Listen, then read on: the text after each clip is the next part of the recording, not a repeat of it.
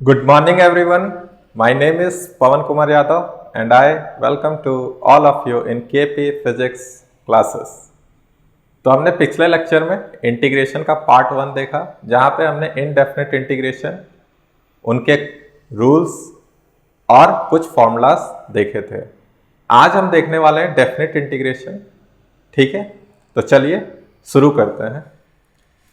Definite integration, पिछले class में हमने क्या देखा था? Indefinite integration. तो नाम से भी आपको पता चल रहा होगा, डेफिनेट इनडेफिनेट। तो यहाँ पे कुछ लिमिट है, यहाँ पे क्या है? कुछ लिमिट है। इसको हम और क्या बोल सकते हैं? डेफिनेट इंटीग्रेशन को क्या बोल सकते हैं? Integration with limits. Integration with limits. तो जो भी फॉर्मूला हम पढ़े हैं वो सब यहाँ पे लगेंगे। बस एक लिमिट, एक कंडीशन आ जा रहा है जहाँ पे हमें एक फिक्स्ड वैल्यू देखने को मिलेगा। तो चलिए समझते हैं क्या बोल रहे हैं। जैसे आपका फंक्शन दिया है f ऑफ x dx, ठीक है। यहाँ पे ये जो x है यही वेरी कर रहा है, तो यहाँ पे जो लिखा रहेगा वो a है और यहाँ पे लिखा रहेगा b।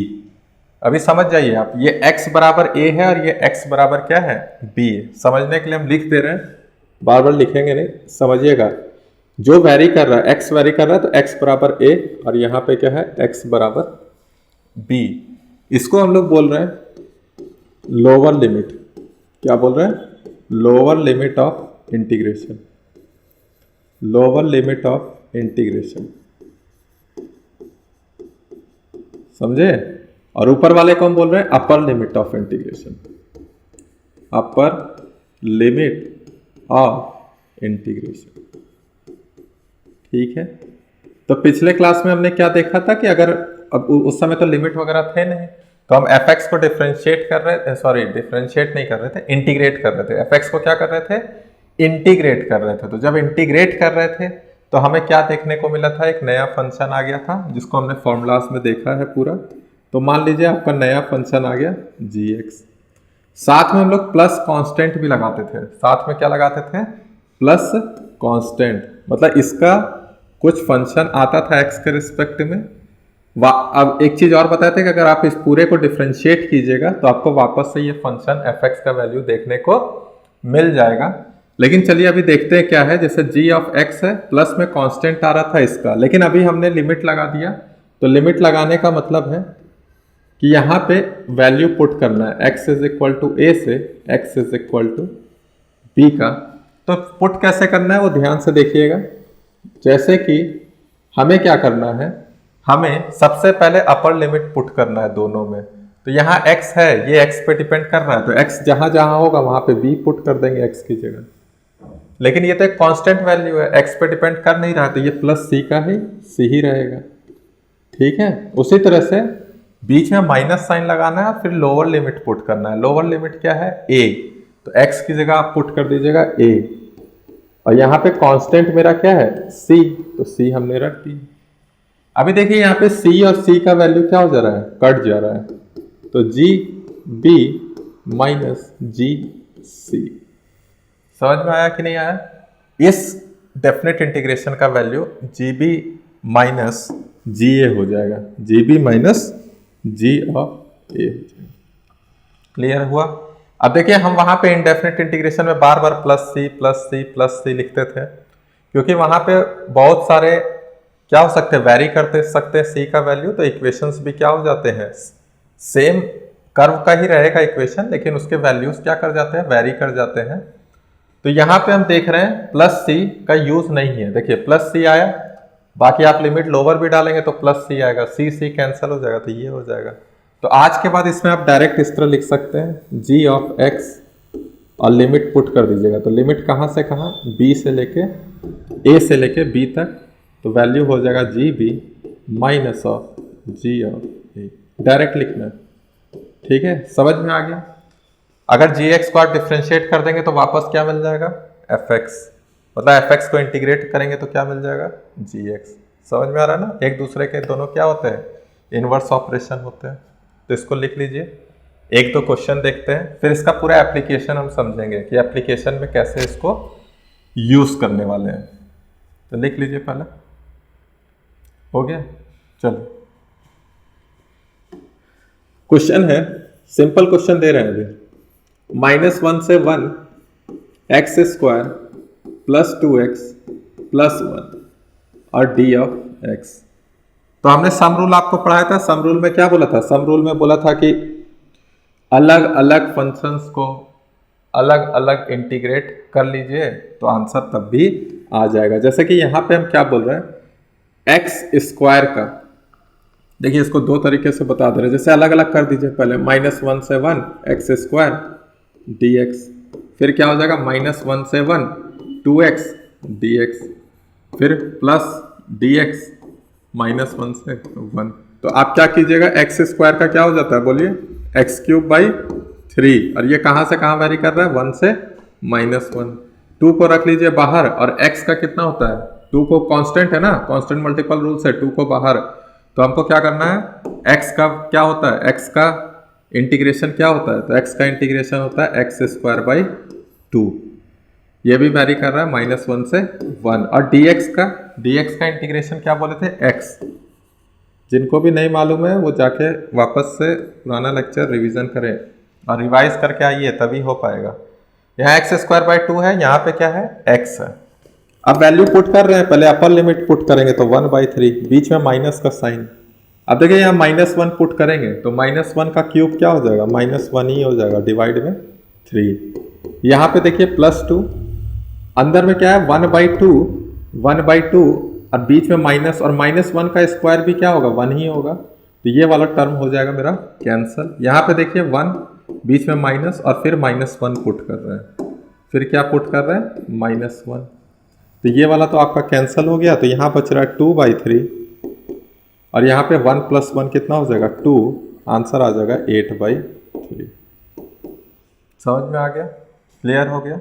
आप एक बार में भी लिख सकते थे, कोई ज़रूरी नहीं इतना अलग अलग लिखने का, आप ऐसे भी लिख सकते थे। क्या कर सकते थे, इंटीग्रेशन जैसे लगा हुआ है ना, चलिए एक बार लिख देते हैं, -1 से 1 x² + 2x + 1 dx। तो इसको आप डायरेक्ट भी अंदर भी कर सकते हैं, जैसे x² को क्या लिख दीजिएगा, x³/3। 2x का कितना हो जाएगा, तो 2 बाहर, x²/2, और 1 का कितना हो जाता है, x, और कहाँ से कहाँ वेरी कर रहा है, 1 से -1, तो 2 कैंसिल। अब एक बार 1 पुट कर दीजिए तो 1/3 + 1 + 1, ये हो गया। इसके बाद क्या कीजिए, माइनस का साइन बीच में, और इस बार -1 सब में पुट कर दीजिए, तो -1/3 + 1/3 1, इस बार तो 2 कैंसिल हो गया ना, तो 1, और यहाँ पे क्या हो जाएगा, -1। तो वापस से वही चीज़ आ रहा है आपका, ये 1 और ये 1 कैंसिल हो जाएगा, ठीक है। या ऐसे लिख लीजिए, यहाँ से कितना हो जाएगा, 1 + 1, 1/3 + 1/3 2/3, और 1 + 1 2 हो जाएगा। तो आंसर वही आएगा, ठीक है। तो आज के बाद ऐसे ही करने का कोशिश कीजिए, अलग अलग लिखने से कोई फ़ायदा नहीं है, समय ही वेस्ट होगा, ठीक है। चलिए एक क्वेश्चन और देखते हैं। क्वेश्चन क्या है, 0 से π/2 sin of x dx। इस बार जो फंक्शन है मेरा, उसका x का वैल्यू लिमिट में है, क्या है, 0 से π/2। तो हम क्या करेंगे, पहले sin x का हमको आना चाहिए। तो sin x का क्या होता है, sin x का इंटीग्रेशन क्या होता है, माइनस और cos x। अब वेरी कहाँ से कहाँ कर रहा है, x 0 से π/2। तो यहाँ पे शुरू में हम क्या पुट करेंगे, 0 की π/2 अपर लिमिट, फिर बीच में आएगा माइनस का साइन, अब बाहर क्या है, फिर क्या लिखेंगे, -cos x की जगह क्या लिख देंगे, 0। ध्यान दीजिएगा, पहले अपर लिमिट फिर लोअर लिमिट, और बीच में माइनस का साइन। तो cos π/2 का वैल्यू 0, माइनस माइनस प्लस, और cos 0 का वैल्यू 1, तो क्या हो जाएगा, 1। समझ में आ रहा है, क्लियर हुआ। तो आंसर कितना आया, 0 से π/2 sin x dx का 1 आ गया। लिखिए इसको भी,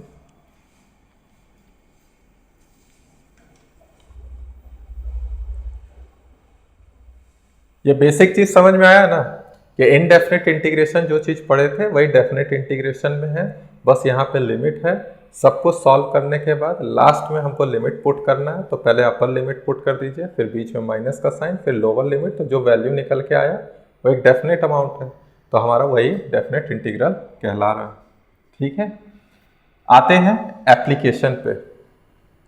हो गया हटा, आइए एप्लीकेशन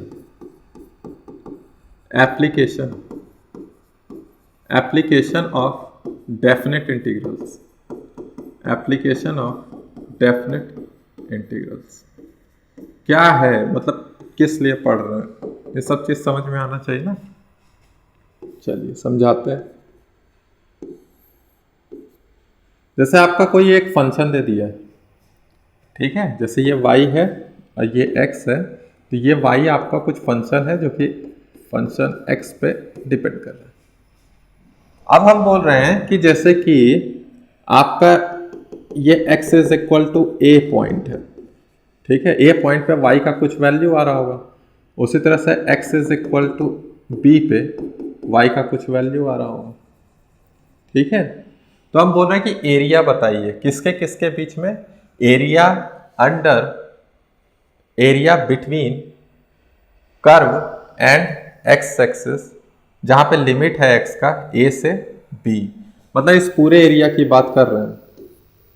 समझ में आ रहा है, इस पूरे एरिया की बात कर रहे हैं। कैसे निकालेंगे, तो बताइए, आपको साफ साफ दिख रहा है क्या, क्या ये स्क्वायर है, क्या रेक्टेंगल है या ट्राइंगल है, कुछ दिख रहा है क्या, नहीं। ऊपर में क्या है, आपका एक कर्व है, और इस तरह से हम नहीं पढ़े हैं। तो यहां पे हम क्या करेंगे, किसका यूज करने वाले हैं, डेफिनेट इंटीग्रेशन का। कैसे, वो देखते हैं, ध्यान से देखिएगा। हम क्या कर रहे हैं कि स्ट्रिप ले रहे हैं, स्ट्रिप देख लीजिए, ये बहुत छोटा है, दिखाने के लिए बहुत बड़ा बना है, बहुत छोटा है। हम क्या कर रहे हैं कि इस पूरा जो एरिया यहां से लेके यहां तक कवर कर रहा है, इसको हम स्लाइस में काट दे रहे हैं पूरा। ठीक है, अगर आपको हर एक स्लाइस का एरिया पता चल जाए तो सारे एरियाज को जोड़ दीजिएगा, तो आपको ओवरऑल एरिया देखने को मिल जाएगा ना। ठीक है, तो क्या कर रहे हैं हम बीच में कोई एक स्ट्रिप ले रहे हैं, कोई एक स्लाइस ले रहे हैं। तो उस स्ट्रिप का जो ये है लेंथ, मतलब थिकनेस जो है वो कितना है, dx। कितना है स्ट्रिप का थिकनेस, dx, मतलब बहुत छोटे छोटे पार्ट में इसको हम डिवाइड कर रहे हैं, dx dx dx dx मतलब क्या होता है, very small change in x। ठीक है, बहुत छोटा सा, टेंस टू 0 होता है। तो dx dx dx dx ऐसे करके, क्लियर हुआ।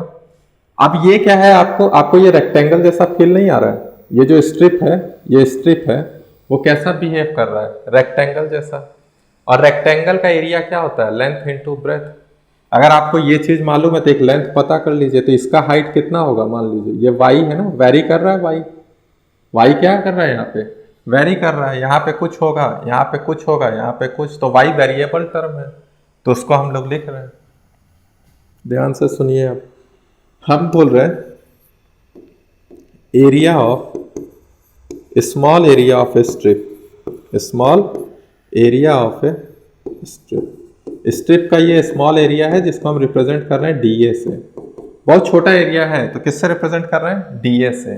अब ये स्ट्रिप रेक्टेंगल के जैसा दिख रहा है तो रेक्टेंगल का लेंथ और साथ में क्या हो जाएगा, रेक्टेंगल का लेंथ और साथ में क्या हो गया, ब्रेथ। ठीक है, अब ध्यान से सुनिएगा, y की जगह हम क्या लिखेंगे, y x पे डिपेंड कर रहा है, तो y बराबर क्या है, फंक्शन ऑफ x dx।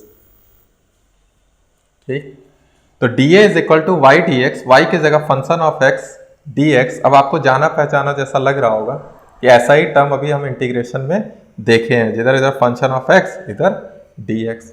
अब हम बोल रहे हैं कि यहां तो सिर्फ एक स्ट्रिप नहीं है, इनफाइनाइट स्ट्रिप्स हैं, सबको जोड़ेंगे। अब इतना आसान तो नहीं कि एक एक करके जोड़ेंगे, लिखेंगे, फिर सबको जोड़ देंगे, मतलब एक एक करके सबको लिखिएगा और सबको जोड़ दीजिएगा, आंसर आ जाएगा।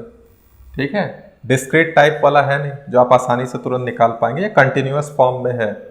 तो जब कंटिन्यूअस फॉर्म में है तो हमको क्या जरूरत पड़ता है, इंटीग्रेशन का जरूरत पड़ता है। कैसे, देखिए, अब हम बोल रहे हैं कि ये एक स्ट्रिप का एरिया है, तो अगर हमको पूरा एरिया चाहिए, area under curve and X axis, area under curve and X axis. ठीक है, कर्व के अंडर और एक्स एक्सिस के बीच में क्या एरिया मिलेगा, तो इसको हम लोग लिखेंगे इंटीग्रेशन ऑफ डी ए, मतलब हर छोटे छोटे एरियाज को क्या कर दें, जोड़ दें। अब समझ में आ रहा है इंटीग्रेशन का बेसिक मीनिंग? इंटीग्रेशन का मतलब होता है एडिशन, समेशन। तो जब समेशन कर रहे हैं तो हर एक छोटे छोटे एरिया को हम क्या कर दे रहे हैं, जोड़ दे रहे हैं। जैसे यहाँ मान लीजिए DA1, DA2, DA3, DA4, DA5, DA6, ऐसे करके हर छोटे छोटे एरियाज को जब जोड़ देंगे तो उसमें हम एक साइन सिर्फ लगा देना, एक DA कोई भी बीच का ले लिए और उसमें इंटीग्रेशन का साइन हमने लगा दिया, तो वो पूरे एरिया को ही रिप्रेजेंट कर रहा है। तो DA का वैल्यू क्या निकालें, f of x dx।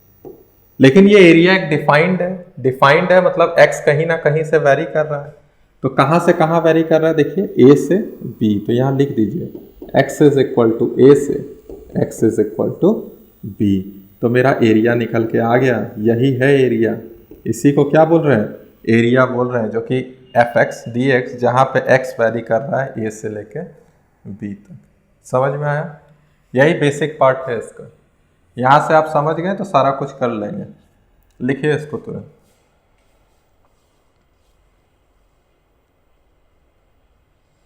Area under curve and X axis D A F x D x, सारे स्ट्रिप का एरिया को हमने क्या कर दिया, जोड़ दिया। ठीक है, इसको ऐसे समझ सकते हैं, इसको लिख लीजिएगा sum of all strips covered in between curve and X axis, sum of all strips, ऐसा समझ सकते हैं। हो गया? हटा। एक सिंपल से सीखेंगे जैसे कि आप नॉर्मली निकाल पाएंगे जिससे वो, और दूसरा नॉर्मली मतलब क्लास 9-10 में आपने ट्राइंगल पढ़ा है, ट्रापीजियम पढ़ा है, स्क्वायर पढ़ा है, तो वो सब की मदद से एक देख लेंगे सिंपल, और फिर उसको हम यूज़ करेंगे किसका, इंटीग्रेशन का। और इंटीग्रेशन में हमने फॉर्मूलाज पढ़ ही लिए तो उसका यूज़ हम करेंगे। हो गया? लिखिए।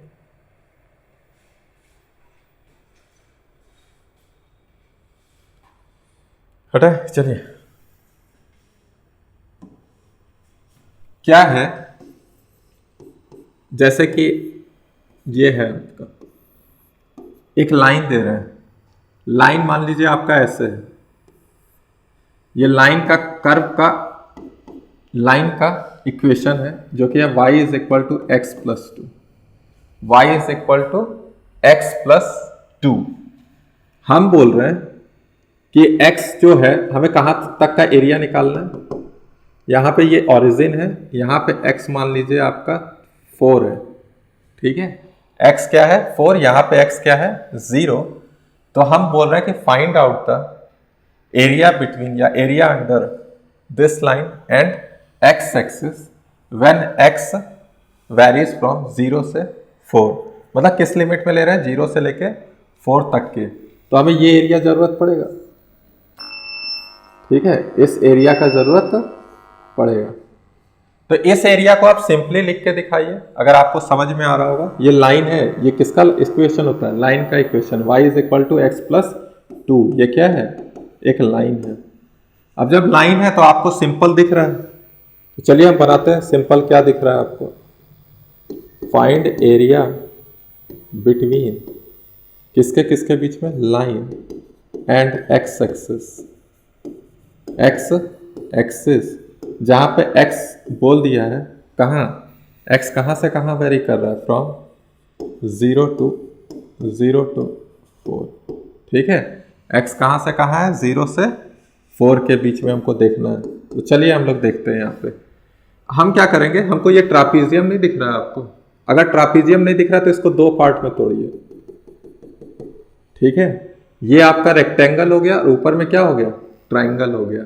तो हम 2 एरिया देख ले रहे हैं, 1 और दूसरा क्या है 2। तो जो एरिया होगा उसको हम लिख दे रहे हैं A1 प्लस A2। अभी सिंपल चल रहा है 9-10। अब ध्यान दीजिएगा, अगर जब x 0 है, x को 0 रखिए तो y का वैल्यू कितना हो जाएगा 2। x को 0 रखिए, y का वैल्यू 2, मतलब इस पोजीशन पे ये जो लेंथ है ये कितना हो गया आपका 2। उसी तरीके से ये वाला लेंथ कितना है 4। तो आप क्या 1 का एरिया नहीं निकाल पाएंगे, 1 का एरिया क्या है 4 इंटू 2, तो 4 इंटू 2। ठीक है, दूसरा एरिया निकालना है, तो दूसरा एरिया निकालने के लिए देखिए आपको ये क्या दिख रहा होगा, ट्राइंगल। तो जब ट्राइंगल दिख रहा है तो ट्राइंगल का बेस तो हमें पता है 4, हाइट निकालना है। हाइट कैसे निकालेंगे? जब x 4 है तो y का वैल्यू कितना होगा बताइए? जब x 4 है तो y का वैल्यू कितना हो जाएगा? 6। तो हम यहाँ से ये वाला जो लेंथ है वो कितना देखने को मिल रहा है? 6। और ये 2 है तो ये कितना बचा? 4। ठीक है, तो हम यहाँ पे अब निकालेंगे हाफ, बेस है 4 और हाइट भी कितना है? 4। तो यहाँ से ये 2 बार में 4 2 ज़ा 8 प्लस 4 2 ज़ा 8 दैट इज 16। ठीक है, 16 मीटर स्क्वायर। एरिया कितना आया आपका ट्राइंगल का? ट्राइंगल का आया 8 और रेक्टेंगल का भी 8, और इस पूरे एरिया को हम देख रहे हैं तो क्या मिल के आ रहा है हमें? 16। ठीक है, समझ में आया? इस तरह आप कर लेते हैं। लेकिन अगर हम इसको बोले कि डेफिनेट इंटीग्रेशन की मदद से कीजिए तो कैसे कीजिएगा? ध्यान से देखिए। देखिए इस तरह आप कर पाइएगा तभी जब आपको पता हो एरिया। तो एरिया आपको लाइंस वगैरह ही जब खींचे रहेंगे तभी कर पाइएगा। जैसे ही कर्व आ जाएगा तो आपसे होगा नहीं। तो जब कर्व नहीं आएगा, कर्व आ जाएगा तब क्या करना है? तब डेफिनेट इंटीग्रेशन ही यूज करेंगे। तो यहाँ पे भी यूज करके देख लेते कि कैसे यूज होगा। तो आइए, हमने क्या बोला? हमने बोला अगर आपको एरिया निकालना है, अगर आपको एरिया निकालना है तो एक स्ट्रिप मान लीजिए। ठीक है, जैसे ही आप स्ट्रिप मानिएगा, ये स्ट्रिप का ये क्या हो जाएगा? थिकनेस dx, और ये लेंथ क्या है? y। तो क्या लिखेंगे? dA, सबको जोड़ना है ना, तो dA, और dA की जगह क्या लिखेंगे? y और dx। यही तो सिखाएं कि एक स्ट्रिप का एरिया लिख दीजिए तो y, और यहाँ पे क्या है? dx। अभी y का x के रूप में लिखिए, x के फॉर्म में, तो x प्लस 2, और यहाँ क्या हो जाएगा? dx। समझ में आ रहा है? x वैरी कहाँ से कहाँ कर रहा है? 0 से लेके 4 तक। तो x वैरी कर रहा है 0 से लेके 4 तक। अब देखिए हम एक साथ बोले थे, पहले आप x का देखिए, x का इंटीग्रेशन क्या होता है? x square by 2। x का इंटीग्रेशन x स्क्वायर बाई 2। अब यहाँ 2 तो कांस्टेंट है, 2 तो कांस्टेंट है, 2 बाहर हो जाएगा तो 1 रहेगा बच्चा। तो 1 का क्या हो जाता है? या सिर्फ dx का क्या होता है? x। तो यहाँ पे हो जाएगा 2 ऑफ x। ये समझ में आया ना आपको? x का x स्क्वायर बाई 2, यहाँ x है ही नहीं। तो जब नहीं होता है तो सिंपल dx का क्या हो जाता है? इंटीग्रेशन x, और 2 था तो 2 हमने बाहर रखा। वैरी कहाँ से कहाँ कर रहा है? 0 से 4। तो पुट कीजिए, पुट करने पे क्या आएगा? पुट करने पे क्या आएगा? पुट करने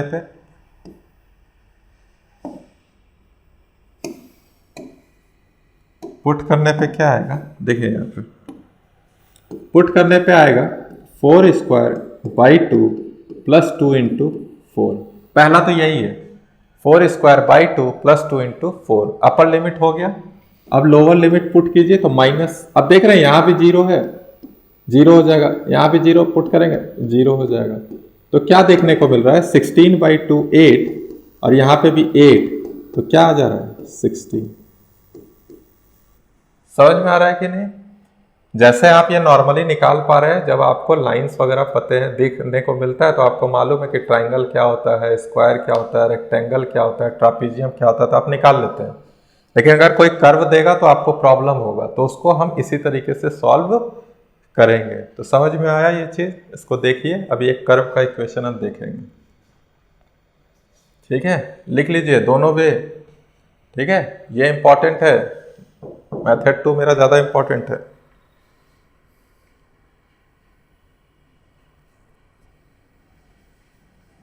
चलिए हो गया।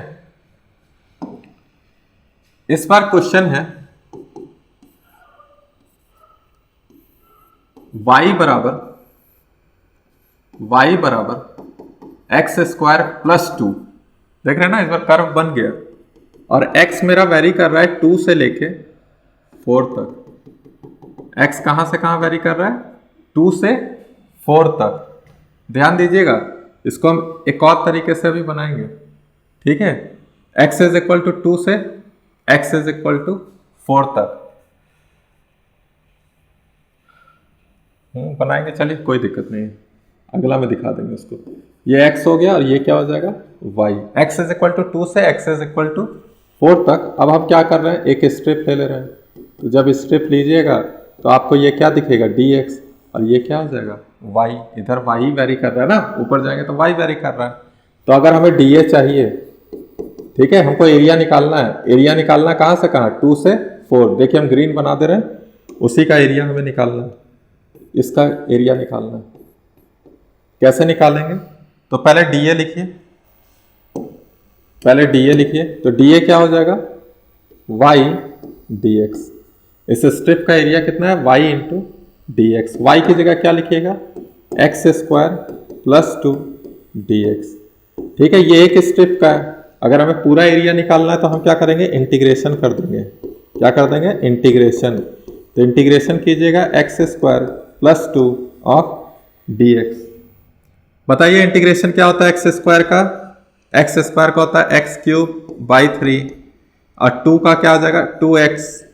और कहाँ से कहाँ वेरी कर रहा है, लिख लीजिए यहाँ पे 2 से 4 वेरी कर रहा है। कहाँ से कहाँ वेरी कर रहा है, 2 से 4। तो यहाँ पे 2, यहाँ पे 4, वैल्यू पुट कर दीजिए, 4 क्यूब बाई 3 प्लस 2 इंटू 4, ये अपर लिमिट हो गया। लोअर लिमिट पुट करना है तो 2 cube by 3, 2 cube by 3 plus 2 2 सा 4। तो क्या आ रहा है बताइए, ये 64 में से 8 चला जाएगा, 64 है ना, 4 16 64, 8 56, 56 बाई 3, और यहाँ पे आपका कितना है 8 में से 4 जाएगा तो कितना बचेगा 56 बाई 3, और यहाँ पे आपका आ जाएगा प्लस में आ जाएगा 4, तो 4 3 ज़ा 12, आपका आंसर आ जाएगा 68 बाई 3। देख लीजिएगा कैलकुलेशन, ठीक है, 56 बाई 3 प्लस 4, तो 4 3 ज़ा 12, 68 बाई 3 आ गया। ठीक है, चलिए एक और क्वेश्चन देखते हैं, एक दो क्वेश्चन देखते हैं, फिर और इसके एप्लीकेशंस में जाएंगे। समझ में आना चाहिए कि हम इंटीग्रेशन का यूज कैसे कर पा रहे हैं। अभी एक क्वेश्चन है, सिंपल रख रहे हैं एकदम। जैसे देखिए हम बना रहे हैं आपके लिए, ये है y बराबर 2x स्क्वायर, y बराबर क्या है 2x स्क्वायर, ठीक है। अब देखिए हम x को बोल दे रहे हैं, मान लीजिए ये 0 है और यहाँ पे ये 1 है, ठीक है, क्या है 1। ध्यान से सुनिएगा कॉन्सेप्ट। इस बार हम एरिया पहले हम कलर करके दिखा दे रहे हैं, जैसे इस ग्रीन वाले को 1 लिख दे रहे हैं, ठीक है, इस ग्रीन वाले को क्या लिख दे रहे हैं 1। तो जैसे ही 1 निकालने के लिए बोल रहे हैं तो हम एरिया ऑफ 1 की बात कर रहे होंगे, तो निकालते हैं कि कैसे निकलेगा। आइए यहाँ पे, जब एरिया ऑफ 1 की बात कर रहे हैं तो DA होगा। अब DA होगा तो आपने यही कोई स्ट्रिप लिया होगा, तो ये स्ट्रिप लिया होगा तो इधर dx है, यहाँ लिख दे रहे हैं ये x है और ये क्या है y है, तो ये dx है और ये वैल्यू क्या है y है, तो y dx इंटीग्रेशन। y की जगह क्या दिया हुआ है बोलिए 2x स्क्वायर dx। x कहाँ से कहाँ वेरी कर रहा है 0 से 1, 2 हो जाएगा बाहर, x स्क्वायर का क्या हो जाएगा x क्यूब बाई 3। समझ रहे हैं, ये 1 और ये क्या हो जाएगा 0, तो 1 पुट कर दीजिए आप, 2 1 बाई 3 माइनस 0, तो आंसर क्या आ रहा है 2 बाई 3। क्लियर हुआ, आंसर कितना आ रहा है 2 बाई 3। समझ में आया। अब आइए जो हम बोल रहे हैं उस चीज पे ध्यान दीजिएगा। हम बोल रहे हैं इस बार इस वाले एरिया को निकालने के लिए, ये परपेंडिकुलर है सर, ये वाला एरिया, इसको नंबर दे दे रहे हैं 2, इसको नंबर दे दे रहे हैं 2। तो इस बार हमें निकालना है A2। क्या निकालना है A2। कैसे निकालिएगा, देखिए कॉन्सेप्ट मत भूलिएगा, कॉन्सेप्ट हर जगह सेम ही है। सबसे पहले क्या बनाना है हमें स्ट्रिप, देखिए स्ट्रिप बनाना सीख गए तो आप सब कुछ कर लीजिएगा इंटीग्रेशन में। तो जब स्ट्रिप बना रहे हैं तो इस बार स्ट्रिप कैसे बन रहा होगा, देखिए y के साथ जा रहा है ना, तो ये y के साथ रखिए इस बार, कर्व और y एक्सिस में स्ट्रिप हम बना पा रहे हैं आसानी से, ठीक है। इसमें भी बना सकते हैं, कोई दिक्कत नहीं है, लेकिन फिर आपका वेरिएबल 2 हो जाएगा, फिर वो दिक्कत हो जाएगा आपको। यहाँ पे हम क्या कर रहे हैं, यहाँ पे क्या कर रहे हैं, किसके साथ बना रहे हैं, वाई एक्सिस के साथ स्ट्रिप को बना रहे हैं। तो ये लेंथ कितना हो जाएगा, डी वाई। समझ में आ रहा है, स्ट्रिप का जो थिकनेस ले रहे हैं वो d y d y d y d y करके ले रहे हैं। तो इस बार इधर क्या चेंज हो रहा होगा, तो इस बार इधर क्या चेंज होगा, एक्स का वैल्यू चेंज हो रहा है। क्या चेंज हो रहा है, एक्स का वैल्यू चेंज हो रहा है। तो A2 क्या लिखेंगे, तो A2 से पहले हमको क्या चाहिए, dA2, मतलब छोटा सा चाहिए, छोटा सा, चलिए एक ही बार में लिखते रहे, इंटीग्रेशन ऑफ dA। ठीक है, तो ये वाला एरिया है dA, तो इस dA में x लिखेंगे और क्या लिखेंगे इस बार, dy। ध्यान से सुनिएगा, x और क्या हो जाएगा, dy। यहां क्या था, y dx, यहां क्या है, x dy। अब हमारा हर कुछ y के टर्म में होगा, इसका मतलब x को भी आप चेंज करके लिखे किसमें, y में। अब y का लिमिट लगाइए, तो पहले x को y में चेंज करते हैं। जैसे आपका y बराबर क्या दिया हुआ है, 2x स्क्वायर, तो x स्क्वायर बराबर क्या हो जाएगा, y/2, और x बराबर क्या हो जाएगा, x बराबर क्या हो जाएगा, y/√y/√2 हो जाएगा कि नहीं हो जाएगा, ठीक है, √y/√2। तो लिखते हैं हम लोग √y/√2। क्या करते हैं कि यहाँ पे लिख देते हैं √y और डिवाइड में √2 और यहाँ पे dy। अब 1/√2 को आप बाहर रख लीजिए, अब किसका करिएगा, √y dy। ठीक, y कहाँ से कहाँ वेरी कर रहा है, जब x का वैल्यू 1 है तो 1 पुट कीजिए, तो y यहाँ पे क्या हो जाएगा, 2। y यहाँ पे क्या हो जाएगा, 2, मतलब x 0 से 1 वेरी कर रहा है, तो y उस समय 0 से 2 वेरी कर रहा है। y कहाँ से कहाँ वेरी कर रहा है, 0 से 2। क्लियर हुआ। अब आपको √y का आना चाहिए, तो कैसे निकालेंगे, तो देखिए 1/√2, ठीक है, 1/√2, √y का हो जाएगा, y पर पावर हाफ है तो +1, तो 3/2, अब बाहर में 2/3, और यहाँ पे 0 से 2। ऐसा कीजिए 2/3 को बाहर ले आइए, तो जैसे ही बाहर लाइएगा तो 3 ऊपर और 2 नीचे। ठीक है, अब अंदर में हम क्या कर रहे हैं, अंदर में वैल्यू पुट कर रहे हैं, तो अंदर में वैल्यू पुट कीजिए, 2 पर पावर, ये उल्टा लिखा गया, 3/2 होगा ना, क्या हो जाएगा, y पर पावर 3/2, तो यहाँ भी क्या हो जाएगा, 3/2, सही है ना, 3/2, तो 3/2 है तो 1/√2, ऊपर में 2 और नीचे क्या आ जाएगा, 3। अभी सही है। अब अंदर में जब आप पुट कीजिएगा y पर पावर 3/2, चलिए एक स्टेप लिख देते हैं, 2 से 0, तो पुट कीजिए, 2/3√2 है, ऊपर में जब पुट कीजिएगा तो 2 पर पावर 3/2 है, जिसको हम लोग लिखेंगे 2 और √2 -0। अभी देखिए यहाँ √2 और √2 क्या हो जाएगा, कैंसल, ऊपर 2 2 जा 4 और नीचे क्या हो जाएगा, 3। तो इस बार जो मेरे एरिया निकल के आया वो कितना है, 4/3। कितना एरिया निकल के आया, 4/3। यहाँ पे एरिया था 2/3, वहां पे एरिया कितना आया, 4/3। समझ में आया। अब देख लेते हैं कि जो सही निकला है कि नहीं हमारा वैल्यू सही। तो आपको ये दिखना चाहिए, देखिए ऐसे, ये आपको दिख रहा है एक रेक्टेंगल बनते हुए, जिसका x एक्सिस पे लेंथ है 1 और y एक्सिस पे कितना है, 2। तो अगर पूरा एरिया देखें, पूरा एरिया, तो पूरा एरिया क्या हो जाएगा, 2 × 1 विच इज इक्वल टू 2। तो यहां से चेक करते हैं कि A1 कितना आया, A1 आया आपका 2/3,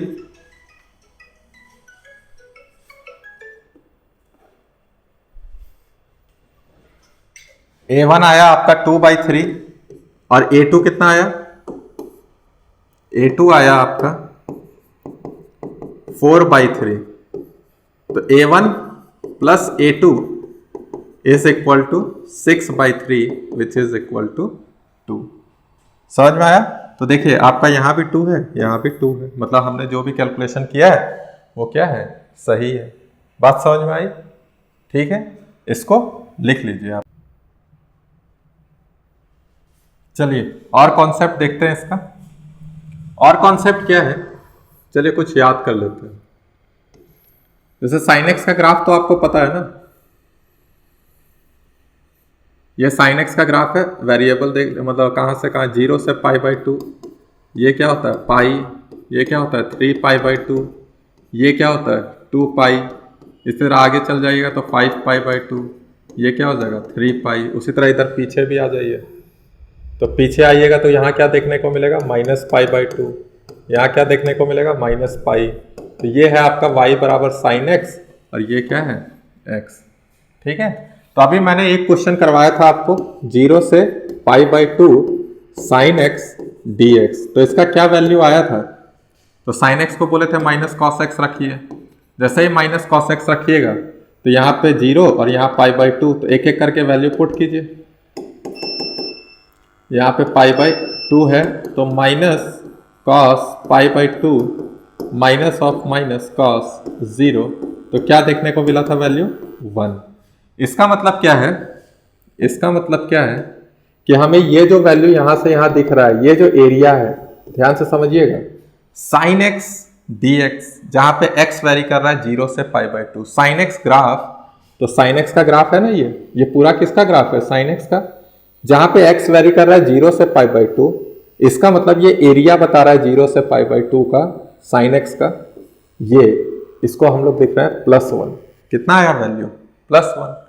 आप आगे भी देखिए, जैसे कि अगर आप निकालिएगा 0 से पाई रख देते हैं, ठीक है, तो यहाँ पे साइन एक्स डी एक्स रख रहे हैं, ध्यान से देखिएगा, तो वापस से वही सब कुछ आ जाएगा माइनस कॉस एक्स 0 से पाई, तो वैल्यू पुट कीजिए माइनस कॉस पाई, अब बीच में माइनस और माइनस, यहाँ माइनस ही है, ठीक है, माइनस ऑफ कॉस 0, तो क्या देखने को मिलेगा कॉस पाई का वैल्यू -1, माइनस माइनस +1 और यहाँ भी +1, तो कितना आ जा रहा है 2। तो यहाँ 0 से लेके पाई तक को बोल रहा है 2, 0 से पाई तक को क्या बोल रहा है +2, जिसमें से 0 से पाई बाई 2 +1 है, और वैसा ही नहीं लग रहा आपको, जितना एरिया ये है उतना ही एरिया ये भी होना चाहिए। तो इसका जो एरिया होता है, चलिए दूसरे कलर से दिखा दे रहे हैं इसको, इसका जो एरिया होता है वो मेरा क्या हो जाएगा, ये भी +1। ठीक है, अब आपका काम है बाकी भी निकालिए, हम बता देते हैं डायरेक्ट, जैसे 0 से पाई बाई 2 +1, पाई बाई 2 से पाई +1, उसी तरह से पाई से 3 पाई बाई 2 है तो वही चीज ना, लेकिन यहां जब निकालिएगा तो ये चीज आ जाएगा आपका -1 में, क्या आ जाएगा ये -1। उसी तरीके से यहां पे जब देखिएगा तो ये आपको क्या देखने को मिलेगा -1।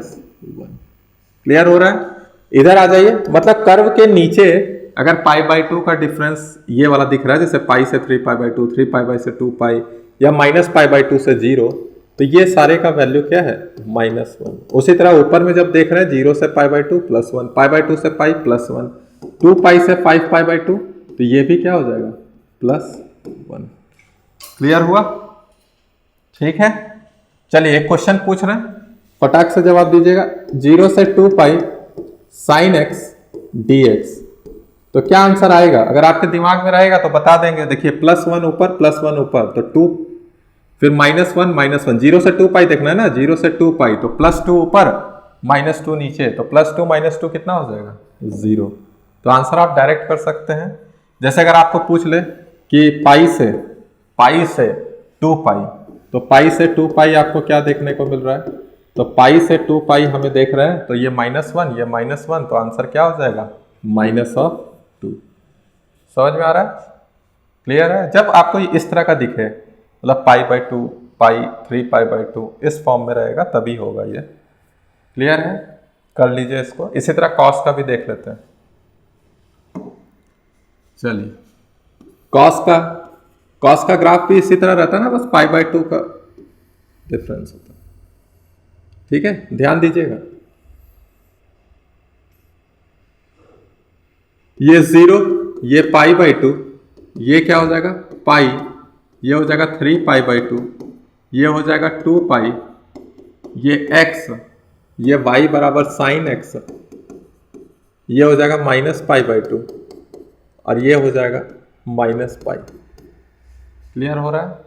अब यहाँ पे हम देखते हैं, जैसे हमने बोला 0 से पाई बाई 2, इस बार cos x है, फंक्शन देख लीजिए अंदर में क्या लिखे हैं cos x, तो cos x का जैसे ही आप ग्राफ बनाइएगा तो आपको ये वाला दिख रहा है कि नहीं, ये ऊपर में है, बिल्कुल साइन जैसा ही है। चलिए एक करके दिखा रहे हैं।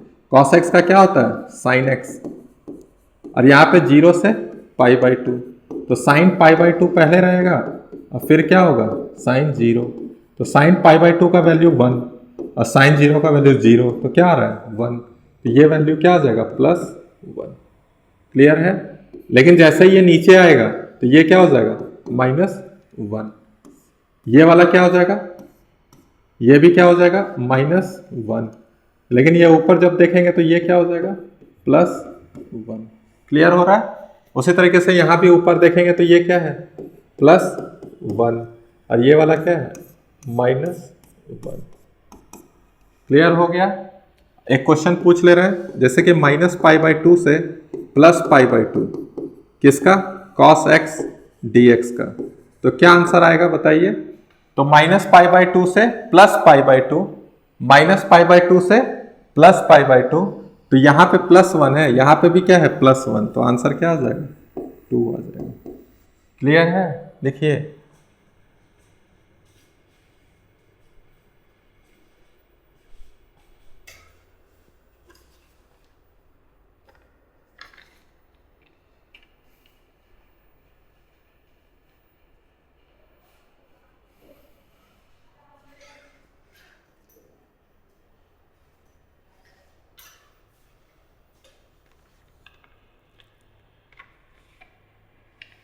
चलिए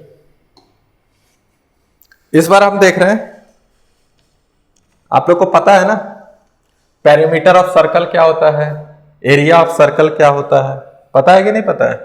तो सर्कल का पेरीमीटर कितना होता है? 2πr और सर्कल का एरिया πr²। ठीक है, चलिए देखते हैं। जैसे हम बोल रहे हैं कि आप इस डिस्क का एरिया निकालिए, एरिया ऑफ डिस्क। आपको पता है कि πr² ही होगा। जैसे डिस्क क्या है? सॉलिड होगा कुछ, तो हमको इसका रेडियस पता है। रेडियस कितना पता है? r मालूम है, और इसका एरिया निकालने के लिए बोल रहा है, तो हमें मालूम है एरिया कितना होता है? πr²। फिर भी हम इसके एरिया को निकाल के दिखा रहे हैं with the help of integration. तो चलिए देखते हैं क्या बोल रहे हैं। हम क्या बोल रहे हैं कि एक एलिमेंट लीजिए, एलिमेंट लेने सीखना है हमें। जैसे ये मेरा क्या है? एरिया है। ये एरिया किसका है? डिस्क का। कैसे बना होगा? तो जितना सिंपल सोच सकते हो उतना बढ़िया है हमारे लिए। जैसे क्या होगा कि मान लीजिए कि छोटा सा कुछ पार्ट रखे हो, पहले पॉइंट है, फिर इसके ऊपर एक पार्ट ऐसे ऐसे ऐसे ऐसे, ये बहुत क्लोज है, बहुत। अगर सबको जोड़ दें एक साथ, मतलब बहुत नजदीक रखे हो, तो डिस्क जैसा लग रहा है कि नहीं? ठीक है, डिस्क को आप कट करते जाइए तो आपको लगेगा ना कि एक एक रिंग हम निकालते सा जा रहे हैं, उसके अंदर से एक एक रिंग निकलते जा रहा है। रिंग समझ रहे हैं ना? सिर्फ और सिर्फ क्या होगा उसका? पेरीमीटर, मतलब बाहर का दिखेगा पार्ट, अंदर क्या रहेगा? हॉलो रहेगा। डिस्क क्या है? पूरा सॉलिड होता है। अब आइए, समझ में आ रहा कि कैसे इसको हम अलग अलग कर सकते हैं? एलिमेंट क्लियर हुआ? क्यों ऐसा कर रहे हैं अभी देखेंगे हम लोग। हम बोल रहे हैं कि मान लीजिए कि ये किससे बना हुआ है? ये डिस्क रिंग से मिलके बना हुआ है, लेकिन वो रिंग का रेडियस क्या है? सारे रिंग का रेडियस अलग अलग होगा। ठीक है, बहुत सारे रिंग है जिनका रेडियस क्या है? अलग अलग है। उनसे हम क्या बना दे रहे हैं? डिस्क बना दे रहे हैं। तो हम क्या कर रहे हैं कि हम एक रिंग ले रहे हैं। तो रिंग लीजिए, ठीक है, रिंग ले लिया। ठीक है, अब जैसे ही रिंग लिया तो रिंग का कुछ तो थिकनेस होगा कि नहीं है? थिकनेस, रिंग का कुछ थिकनेस है, तो ये है रिंग आपका। तो रिंग का कुछ थिकनेस है। ठीक है, अब क्या बोल रहा है कि रिंग का रेडियस क्या कर रहा है? वेरी कर रहा है। तो हम मान ले रहे हैं कि इस रिंग का रेडियस स्मॉल r होगा और इसका जो थिकनेस है वो dr होगा। ठीक है, रेडियस r और उसका थिकनेस कितना है? dr। क्लियर हुआ? अब हमको क्या करना है, मान लीजिए आप एक रिंग का एरिया निकाल लीजिए, जैसे स्ट्रिप में देखे थे, एक स्ट्रिप का एरिया निकाले, बाकी स्ट्रिप को क्या कर दिए? इंटीग्रेशन की मदद से जोड़ दिए। उसी तरह से एक एलिमेंटल रिंग का हम एरिया निकाल देंगे, उसी तरह बाकी सारे रिंग के लिए हमको जोड़ने के लिए क्या चाहिए होगा? इंटीग्रेशन। तो हम पहले एरिया ऑफ रिंग ऐसे लिख दे रहे हैं, एरिया ऑफ रिंग निकालना है। तो रिंग कैसा दिख रहा है आपको बताइए, ऐसा दिख रहा है ना, ठीक है। ध्यान से देखिए, बहुत छोटा है थिकनेस, दिखाने के लिए हम आपको बड़ा दिखा रहे हैं। ये आर है और ये थिकनेस क्या है, डी आर। अब हमको बताइए कि इसका एरिया कितना होगा। ये जो है ये थिकनेस वाला, ये एरिया कितना होगा किसका, रिंग का, बता पाइएगा। सिर्फ ये जिसमें मटेरियल भरा हुआ है, ऐसे समझिए, जिसमें मटेरियल भरा हुआ है उसका एरिया कितना होगा। तो हम इसको डीए लिख रहे हैं और आप बताइए क्या होगा एरिया, बता पाइएगा। चलिए पहले एकदम बेसिक सीखते हैं, फिर डायरेक्ट फॉर्मूला चिपकाया करेंगे आज के बाद। जैसे आपको नहीं लग रहा है कि अंदर में एक सर्कल है फिर बाहर एक सर्कल है, तो बाहर वाले सर्कल का एरिया माइनस अंदर वाले सर्कल का एरिया कर देंगे तो इस पूरे थिकनेस का एरिया निकल जाएगा। तो निकालते हैं। जैसे बाहर वाले के रेडियस कितना देखने को मिलेगा, बाहर वाले के लिए आपको कितना देखने को मिलेगा, आर प्लस डी आर। तो क्या फॉर्मूला होता है, पाई आर प्लस डी आर का होल स्क्वायर। समझ में आ रहा है कि नहीं आ रहा है। जैसे ये R1 है और ये R2 है अंदर वाला, तो अंदर वाले का क्या एरिया है, पाई आर स्क्वायर। क्लियर हुआ। बाहर वाला सर्कल अंदर वाला सर्कल का एरिया को माइनस कर दे रहे हैं तो हमें इस थिकनेस वाले का एरिया पता चल रहा है। तो चलिए लिखते हैं, पाई ओपन कीजिए अंदर में R square plus D R का whole square plus 2r D R, और यहाँ पे क्या है minus of pi are square. अब देखिए यहाँ पे ये आर स्क्वायर वाला टर्म इससे कट जाएगा ना, बाहर में पाई है। तो अभी हम लिख रहे हैं कुछ कॉमन आ रहा होगा ये दोनों में, तो उसको कॉमन ले लीजिए। जैसे यहाँ डी आर है, यहाँ भी डी आर है, तो यहाँ डी आर कॉमन ले लीजिए। यहाँ पे बच रहा है डी आर और यहाँ पे बच रहा है 2r। बच रहा है कि नहीं, देख लीजिए। अब हम क्या बोल रहे हैं कि ये जो r का वैल्यू है ये बहुत बड़ा है, किससे, dr से। ये बहुत छोटा थिकनेस होता है, तो r का वैल्यू जब dr से बहुत बड़ा है तो 2r तो और ज्यादा हो जाएगा dr से बड़ा। इसका मतलब dr नेग्लेक्ट हो जाएगा यहाँ पे, और ये एरिया लगभग कैसा दिखेगा, पाई dr और यहाँ पे बचेगा 2r। तो ऐसा हम लिख पाएंगे 2 पाई r dr। समझ में आ रहा है। इस एलिमेंटल रिंग का एरिया जो हम लिख रहे हैं वो आ रहा है 2 पाई आर डी आर। तो क्या बार बार आप ऐसे ही कीजिएगा, नहीं। तो हम इसको बता रहे कि कैसे याद रखना है। अब जैसे कि ये रिंग है, इसको आप कहीं से भी पार्ट को कट कर दीजिए। जब कट कीजिएगा और ओपन कीजिएगा तो आपको ऐसा देखने को मिलेगा ना। और जब मिलेगा तो इसका थिकनेस तो डी आर है, थिकनेस क्या है, डी आर। लेकिन इसका जो लंबाई है वो इसके पेरीमीटर के बराबर होगा। अंदर वाले को देखिए, अंदर पेरीमीटर के बराबर, क्योंकि डी आर लगभग क्या है आपका नेग्लिजिबल है, तो ऊपर लिखिए चाहे नीचे। तो पेरीमीटर जैसे कट किए तो ये वाला लेंथ, तो कितना होगा वो वाला लेंथ, 2 पाई आर। समझ में आया, 2 पाई आर और थिकनेस क्या है डी आर। रेक्टेंगल दिख रहा है तो डी ए को आप क्या लिख दीजिएगा, 2 pi R D R. Clear हुआ, समझ में आया। यहाँ दिखा दिए कि कैसे आता है। अब बार बार इसको हम नहीं लिखेंगे, हम डायरेक्ट क्या करेंगे, इस तरह बनाएंगे। कोई भी एलिमेंटल एरिया लीजिए, उसको कट कीजिए, उसका आपको एक क्या दिखेगा, अगर वॉल्यूम होगा तो सरफेस एरिया दिखेगा, और अगर आपको एरिया लिखना है किसी का तो पेरीमीटर दिखेगा और साथ में थिकनेस। वॉल्यूम में सरफेस एरिया और साथ में थिकनेस। चलिए आगे करेंगे तो और समझ में आएगा। अभी समझ में आया एक रिंग का एरिया कितना है, 2 पाई आर डी आर। उसी तरीके से अब हमको पूरा एरिया निकालना है किसका, डिस्क का।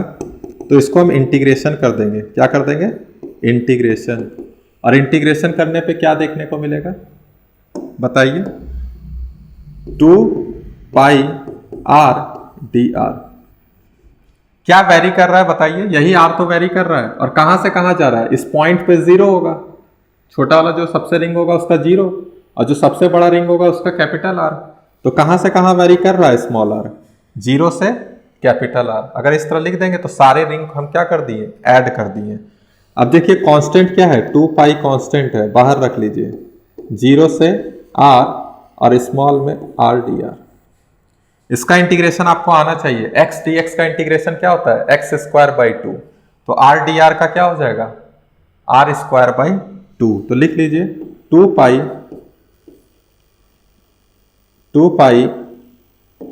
Are square by two. अब बाहर में क्या है, जीरो से आर। अब ये टू और ये टू क्या हो जाएगा, कैंसिल। इधर पाई अंदर पुट कीजिए, आर स्क्वायर, जीरो का जीरो हो जाएगा। तो आंसर क्या आ रहा है, पाई आर स्क्वायर। समझ में आया क्या कर रहे हैं, क्यों कर रहे हैं? हमें एलिमेंट लेने सीखना होगा। बाकी तो जब हम क्वेश्चन करेंगे तो वहां तो आपको बढ़िया से सिखाएंगे ही पूरा। अभी आप यहां समझ गए ना कि कैसे डिस्क का एरिया निकला होगा, ठीक है, with the help of ring निकाले हैं। ठीक, बाकी आपको फॉर्मूला आता है, लेकिन अंदर में एलिमेंट को कैसे लिख रहे हैं वो चीज समझ में आना चाहिए। लिख लीजिए।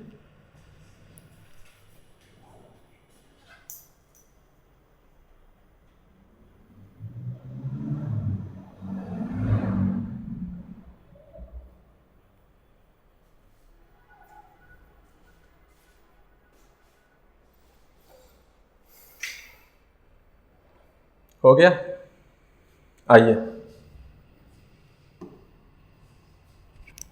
इस बार हमारा क्वेश्चन है, जैसे एक इक्विलैटरल ट्राइंगल, ये भी सॉलिड है, ठीक है। कौन सा ट्राइंगल है, इक्विलैटरल ट्राइंगल। सॉलिड नहीं भी रहेगा तो भी एरिया में तो कोई चेंज आएगा नहीं है, लेकिन फिर भी समझाने के लिए था। चलिए, ये कैसा है, इक्विलैटरल ट्राइंगल। कैसा है, इक्विलैटरल ट्राइंगल। तो आपको एरिया याद है इक्विलैटरल ट्राइंगल का, पता है कि नहीं, √3/4 साइड का square that is L square. मालूम है ना, इसी को अभी हम प्रूफ करने वाले हैं। तो कैसे करेंगे, आपको कैसे दिखेगा इसका एरिया बताइए। क्या रिंग लीजिएगा क्या, नहीं ना। यहां पे देखिए क्या हो रहा है कि अगर आप इसको ऐसे कट कीजिए, समझ में आ रहा है कि नहीं, हमेशा यहां पे भी स्ट्रिप ले सकते हैं। समझ में आ रहा है, मतलब ऐसे कोई स्ट्रिप है जिसका लेंथ पहले L था, फिर धीरे धीरे धीरे धीरे धीरे धीरे उसका लेंथ क्या होता जा रहा है, 0। समझ में आ रहा है कि नहीं आ रहा है, पहले लेंथ L था, फिर धीरे धीरे धीरे धीरे धीरे धीरे क्या होते जा रहा है, 0। क्लियर है, ठीक है। अब आगे आते हैं, हम इसको बनाएंगे कैसे।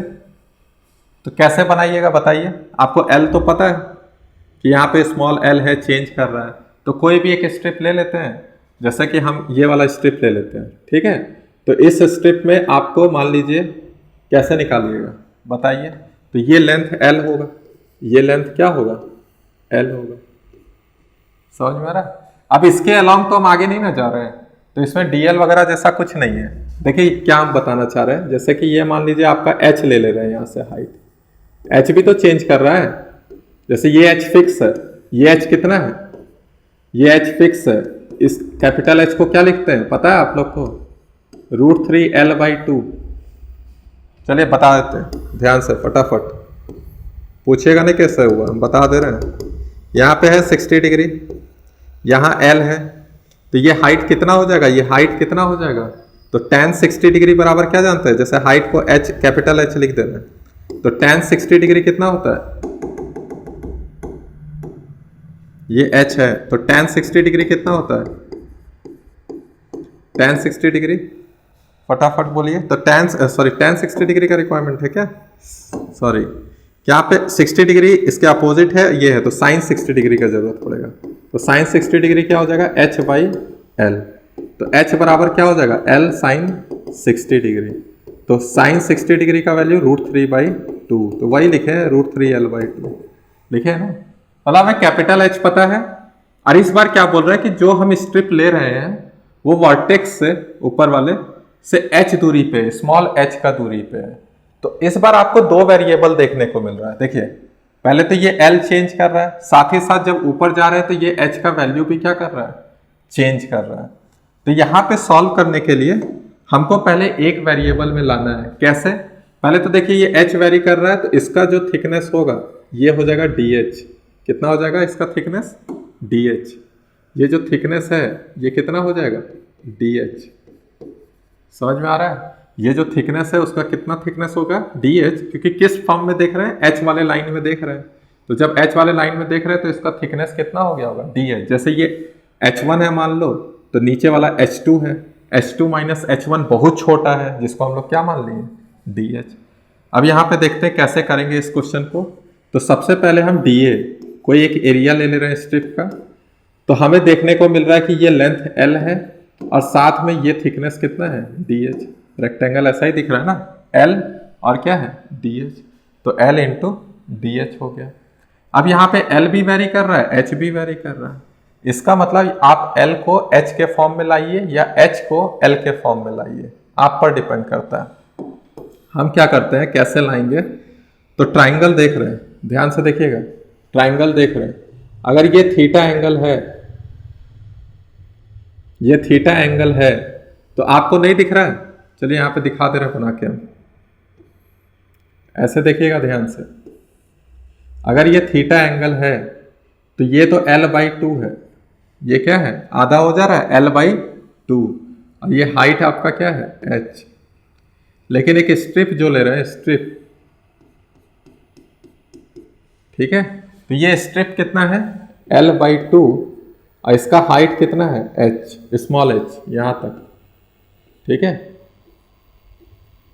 क्लियर हुआ। अब ध्यान से देखिएगा, हम रिलेशन लिख रहे हैं, तो tan थीटा कितना हो जाएगा, tan थीटा, अगर बड़े वाले ट्राइंगल को देखिए तो ऊपर में है L/2, नीचे है H, और स्मॉल वाले ट्राइंगल को देखिए तो क्या है L/2 और डिवाइड में क्या हो जाएगा स्मॉल h। अब देखिए हम L को H के फॉर्म में लिख सकते हैं, तो यहां से L डिवाइड में कैपिटल H, यहाँ स्मॉल l डिवाइड में स्मॉल h, तो L को हम H के फॉर्म में ला रहे हैं, तो L by capital H into small h। समझ में आ रहा है, L by H into small h। यहाँ पुट कीजिए, तो L by H into small h DH, ये DA है। अगर हमको पूरा एरिया निकालना है ट्राइंगल का, तो DA करेंगे इंटीग्रेशन। यहाँ पे देखिए जो कांस्टेंट है उसको बाहर रख रहे हैं, जो कांस्टेंट है उसको हम क्या कर रहे हैं बाहर रख रहे हैं, तो बाहर रखिए। L constant, H constant, very कर रहा है क्या H तो वेरी नहीं कर रहा है, अभी देख लेंगे H का वैल्यू भी पुट कर देंगे। अंदर क्या है स्मॉल h DH, ये वेरी कर रहे हैं, और कहाँ से कहाँ वेरी करेंगे, तो इस पॉइंट के लिए 0 है और इस पॉइंट के लिए मैक्सिमम है कितना √3L/2, या अभी हम कैपिटल H लिख दे रहे हैं, लास्ट में हम H का वैल्यू पुट कर देंगे। तो यहां से हो जाएगा L/H, आपको मालूम है H DH का हो जाएगा H² डिवाइड में 2, वैल्यू पुट कीजिए H से 0, तो यहाँ पुट कर दीजिए L/H, ऊपर में है H²/2, एक H कैंसिल, तो LH/2। एरिया ऑफ ट्राइंगल पता है ना, लेंथ इंटू हाइट, मतलब बेस इंटू हाइट, और हाफ लगता है, आ भी गया वही चीज। अब H की जगह वैल्यू पुट कर दीजिए, जैसे ही H की जगह वैल्यू पुट कीजिएगा तो क्या हो जाएगा √3L²/4, तो मैच कर गया ना, √3/4L², √3L²/4। क्लियर हुआ, समझ में आ रहा है। क्या कर रहे हैं हम, एप्लीकेशन है किसका, डेफिनेट इंटीग्रेशन का। कैसे कर पा रहे हैं, तो हम देखेंगे कि वो एरिया बना किस चीज से, किन किन एरियाज से मिलके बना है। तो जो एरियाज मिलके बना है वो स्मॉल स्ट्रिप है, तो उस स्मॉल स्ट्रिप का एरिया हम लिख लिए, ठीक है। अगर एक वेरिएबल है तो कोई दिक्कत नहीं है, लेकिन दोनों वेरी कर रहे हैं साथ में, तो एक के फॉर्म में लाइए और उसमें आप वैल्यू पुट कीजिए, उसके बाद क्या होगा आपका लिमिट लगाइए, आंसर आपका आ जाएगा, ठीक है। अभी और भी देखते हैं, पहले इतना लिख लीजिए।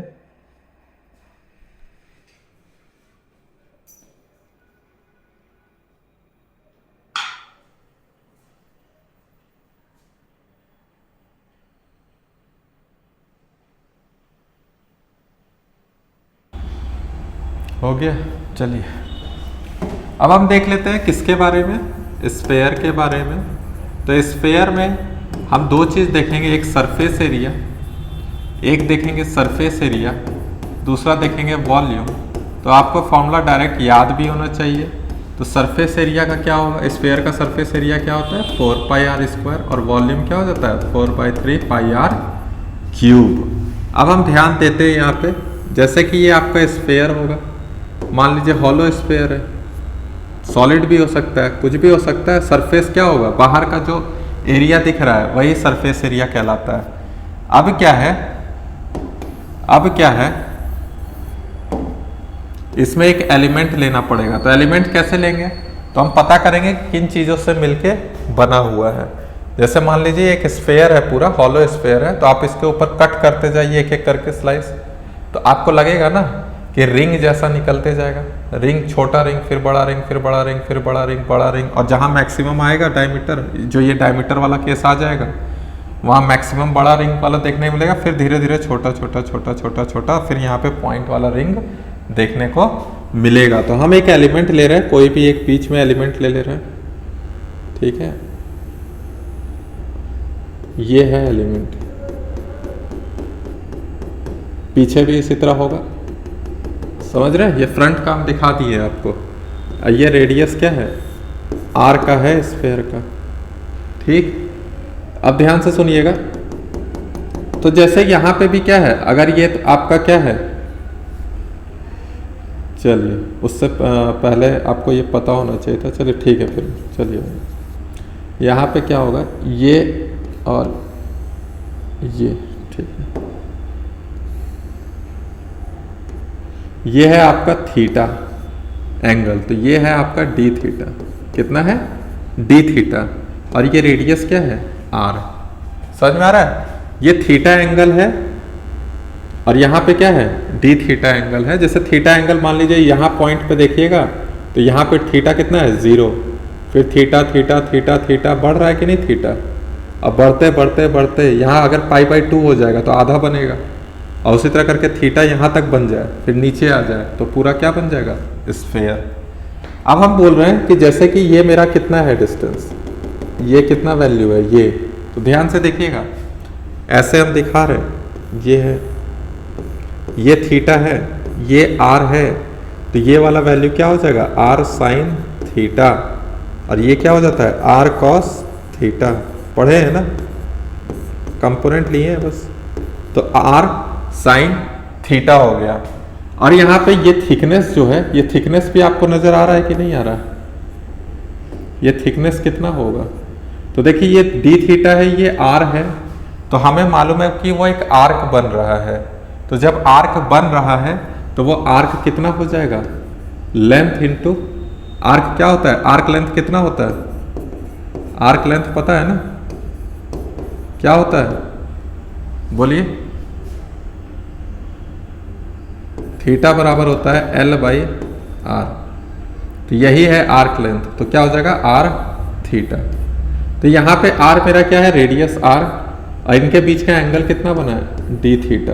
तो ये जो थिकनेस है उसका वैल्यू क्या है, आर डी थीटा। समझ में आ रहा है, थिकनेस क्या हो जाएगा, आर डी थीटा। अब हम समझते हैं, ये रिंग है, क्या है, ये रिंग, एक रिंग ले रहे हैं। तो जैसे आपने ले लिया एक रिंग, ठीक है, तो ये रिंग का थिकनेस है कुछ ऐसे है, ध्यान से देखिए, दिखना चाहिए आपको, बस एक ही तरफ बना रहा हूं। ये रिंग है, ठीक है। तो रिंग का रेडियस कितना है, रेडियस ध्यान से देखिए, ये वाला है रेडियस इस बार ये, तो इसको हम लोग बोल रहे हैं आर साइन थीटा। कितना बोल रहे हैं, आर साइन थीटा। और ये जो थिकनेस है, ये थिकनेस ये है आर डी थीटा। देखिए यहाँ पे थिकनेस आर डी थीटा, और ये जो रेडियस है आर साइन थीटा। तो इसका जब हम डी ए लिखने जाएंगे तो क्या देखने को मिलेगा, तो हम बोले थे ना रिंग है तो उसको कट कर दीजिए और फैला दीजिएगा, तो जो पेरीमीटर आएगा, तो पेरीमीटर कितना आ जाएगा, 2πr, और आर यहाँ पे है कितना, आर साइन थीटा। समझ में आ रहा है, पेरीमीटर कितना हो जाएगा, 2π, रेडियस होता है यहाँ, रेडियस कितना है, आर साइन थीटा, और साथ में थिकनेस, तो थिकनेस क्या है, आर डी थीटा। समझ में आ रहा है, तो यहाँ से लिख लेते हैं हम 2πr² sign theta D theta. अब ये जो डी ए है वो एलिमेंटल रिंग का एरिया है, तो हमें पूरा एरिया ऑफ स्फेयर चाहिए, क्या चाहिए, curved area of sphere, curved area of sphere, पूरा स्फेयर का एरिया, सरफेस एरिया, ठीक है, यही कर्व है ना, सरफेस एरिया ऑफ स्फेयर क्या देखने को मिलेगा, integration of D A, integration of D A. तो डी ए लगाइए, डी ए की जगह क्या लिखिएगा, 2 pi are square sine theta D theta. अच्छा क्या कांस्टेंट है, 2 कांस्टेंट, पाई कांस्टेंट, आर भी कांस्टेंट, तो वेरी क्या कर रहा है, थीटा वेरी कर रहा है। और कहाँ से कहाँ वेरी करेगा, इस पूरे स्फेयर को बनाने के लिए थीटा का कहाँ से कहाँ रिक्वायरमेंट है, तो जब इस पॉइंट पे देखेंगे, ऊपर वाले पॉइंट पे, तो थीटा 0 है, थीटा क्या है 0। जैसे जैसे लाएंगे लाएंगे लाएंगे लाएंगे लाएंगे आगे बढ़ते बढ़ते बढ़ते π/2 पे आ गए, तो आधा बन गया कि नहीं, आधा हेमिस्फेयर हो गया। और जैसे ही पूरा लाएंगे यहाँ पे थीटा 0 से लेके पाई तक, तो ये पॉइंट भी बन जाएगा मेरा, सारे रिंग इंक्लूड हो जाएंगे, लास्ट में ये पॉइंट भी। मतलब थीटा का वैल्यू कहाँ से कहाँ जरूरत पड़ रहा है, 0 से पाई, कहाँ से कहाँ जरूरत पड़ रहा है, 0 से पाई। और अभी कुछ देरी पहले हम बताएं कि 0 से pi sine theta D theta का वैल्यू क्या होता है, याद है, 2 होता है, निकाल लीजिएगा आप लोग। तो area, surface area of sphere जो आ रहा है वो आ रहा है मेरा 2 पाई आर स्क्वायर, और यहाँ पे 2 आ जा रहा है इसका आंसर, तो आंसर हो जा रहा है 4 पाई आर स्क्वायर। क्लियर हुआ, सरफेस एरिया ऑफ स्फेयर आ गया ना 4 पाई आर स्क्वायर, और वही याद करने के लिए भी बोलते हैं। तो आपको ये तो याद होगा, लेकिन हमें कॉन्सेप्ट समझना है कि कैसे हमने निकाला। एक एलिमेंटल रिंग लिया, उस एलिमेंटल रिंग का एलिमेंटल एरिया लिखा, मतलब ये एलिमेंटल रिंग बोलते हैं, उसी का स्मॉल एरिया लिखा, उस एरिया को इंटीग्रेट कर दिए, तो हमें क्या देखने को मिल गया, सरफेस एरिया ऑफ स्फेयर, जहाँ पे थीटा वेरी कर रहा था। तो ये इंपॉर्टेंट है कि थीटा वेरी कहाँ से कहाँ कर रहा है, तो 0 से पाई, साइन थीटा का होता है माइनस कॉस थीटा, पुट कीजिएगा तो वैल्यू आ जाएगा 2, तो क्या हो जाएगा, surface area of sphere 4 pi are square. लिखिए, वॉल्यूम भी देखेंगे अभी, ठीक है, हो गया। आइए वॉल्यूम कैसे देखेंगे, तो इस बार हम मान ले रहे हैं, ठीक है, यहाँ पे ये आपका कैपिटल आ रहा है, हमको पूरा वॉल्यूम चाहिए, तो हम क्या कर रहे हैं कि अंदर में मान ले रहे हैं कि कोई ऐसे,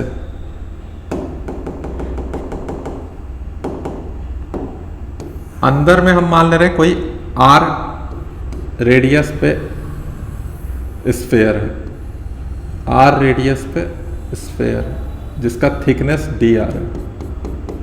ध्यान से देखिएगा, स्फेयर है ये।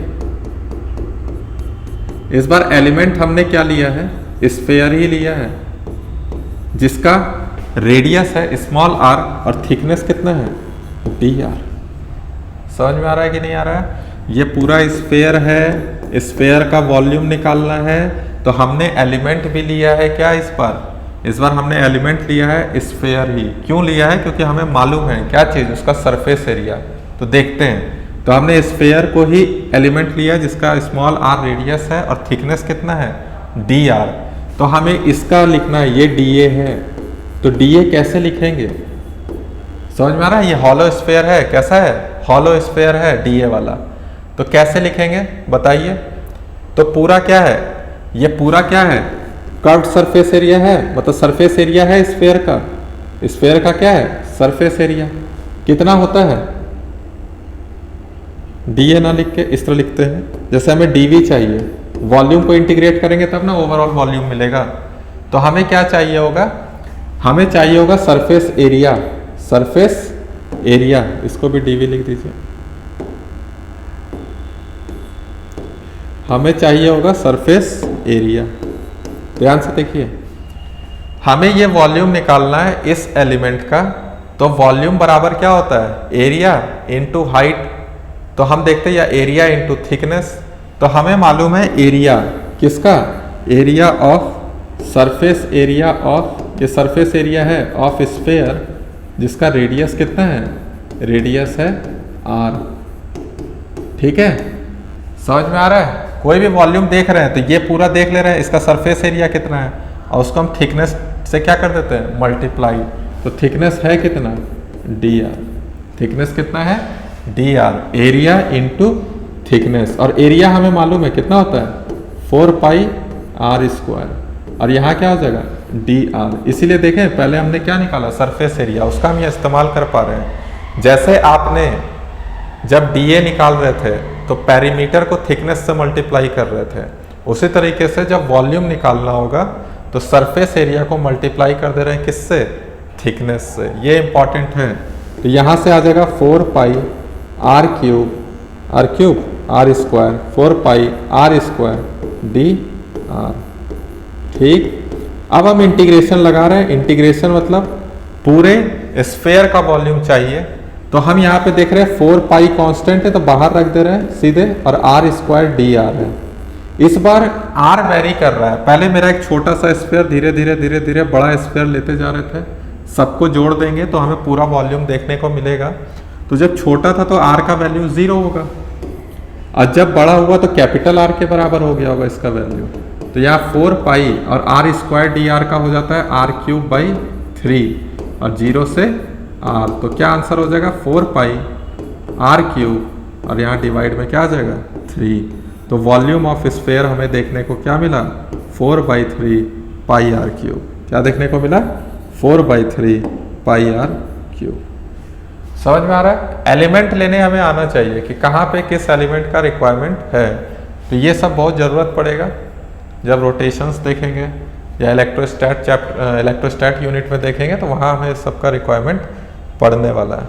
तो देख लीजिए वॉल्यूम क्या आ गया, 4/3 पाई आर क्यूब। क्या किए यहाँ पे, इस एलिमेंट का वॉल्यूम लिखना था तो उस एलिमेंट का सरफेस एरिया लिखे और उसका थिकनेस लिख दिए, तो हमें ये देखने को मिल गया। ठीक है, एक और देख लेते हैं, सॉलिड कोन और हॉलो कोन को देख लेते हैं। ठीक है, चलिए क्या है सॉलिड कोन का, पहले वॉल्यूम देख लेते हैं। सॉलिड कोन का हम क्या देख लेते हैं, वॉल्यूम। क्या होता है वॉल्यूम सॉलिड कोन का, pi are square H 1/3 pi are square H. देख लेते हैं क्या क्या टर्म है। सिलेंडर का पाई आर स्क्वायर एच होता है, ठीक है, जहाँ पे आर क्या होता है, बेस रेडियस, और एच क्या होता है, हाइट ऑफ द सिलेंडर। उसी तरीके से ये 1/3 होता है। तो देखते क्या है, जैसे सॉलिड कोन है पूरा भरा हुआ होगा, तो ये रेडियस है आर का और ये हाइट क्या है, एच। बात समझ में आ रही है? ठीक है, तो हमको क्या निकालना है, वॉल्यूम निकालना है। हमको क्या निकालना है, वॉल्यूम। तो कैसे निकालेंगे, चाहे सॉलिड हो चाहे हॉलो हो, दोनों के लिए वैलिड है ये केस। देखते हैं हम लोग, क्योंकि सॉलिड में भी सेम आएगा वॉल्यूम, जितना हॉलो में रहेगा वॉल्यूम थोड़े चेंज हो जाएगा आपका। तो चलिए हम एक एलिमेंट लेते हैं। यहाँ भी एलिमेंट आपका कैसा रहेगा, अगर ये सॉलिड है तो एलिमेंट क्या रहा होगा, बोलिए, डिस्क। एलिमेंट क्या रहा होगा, डिस्क।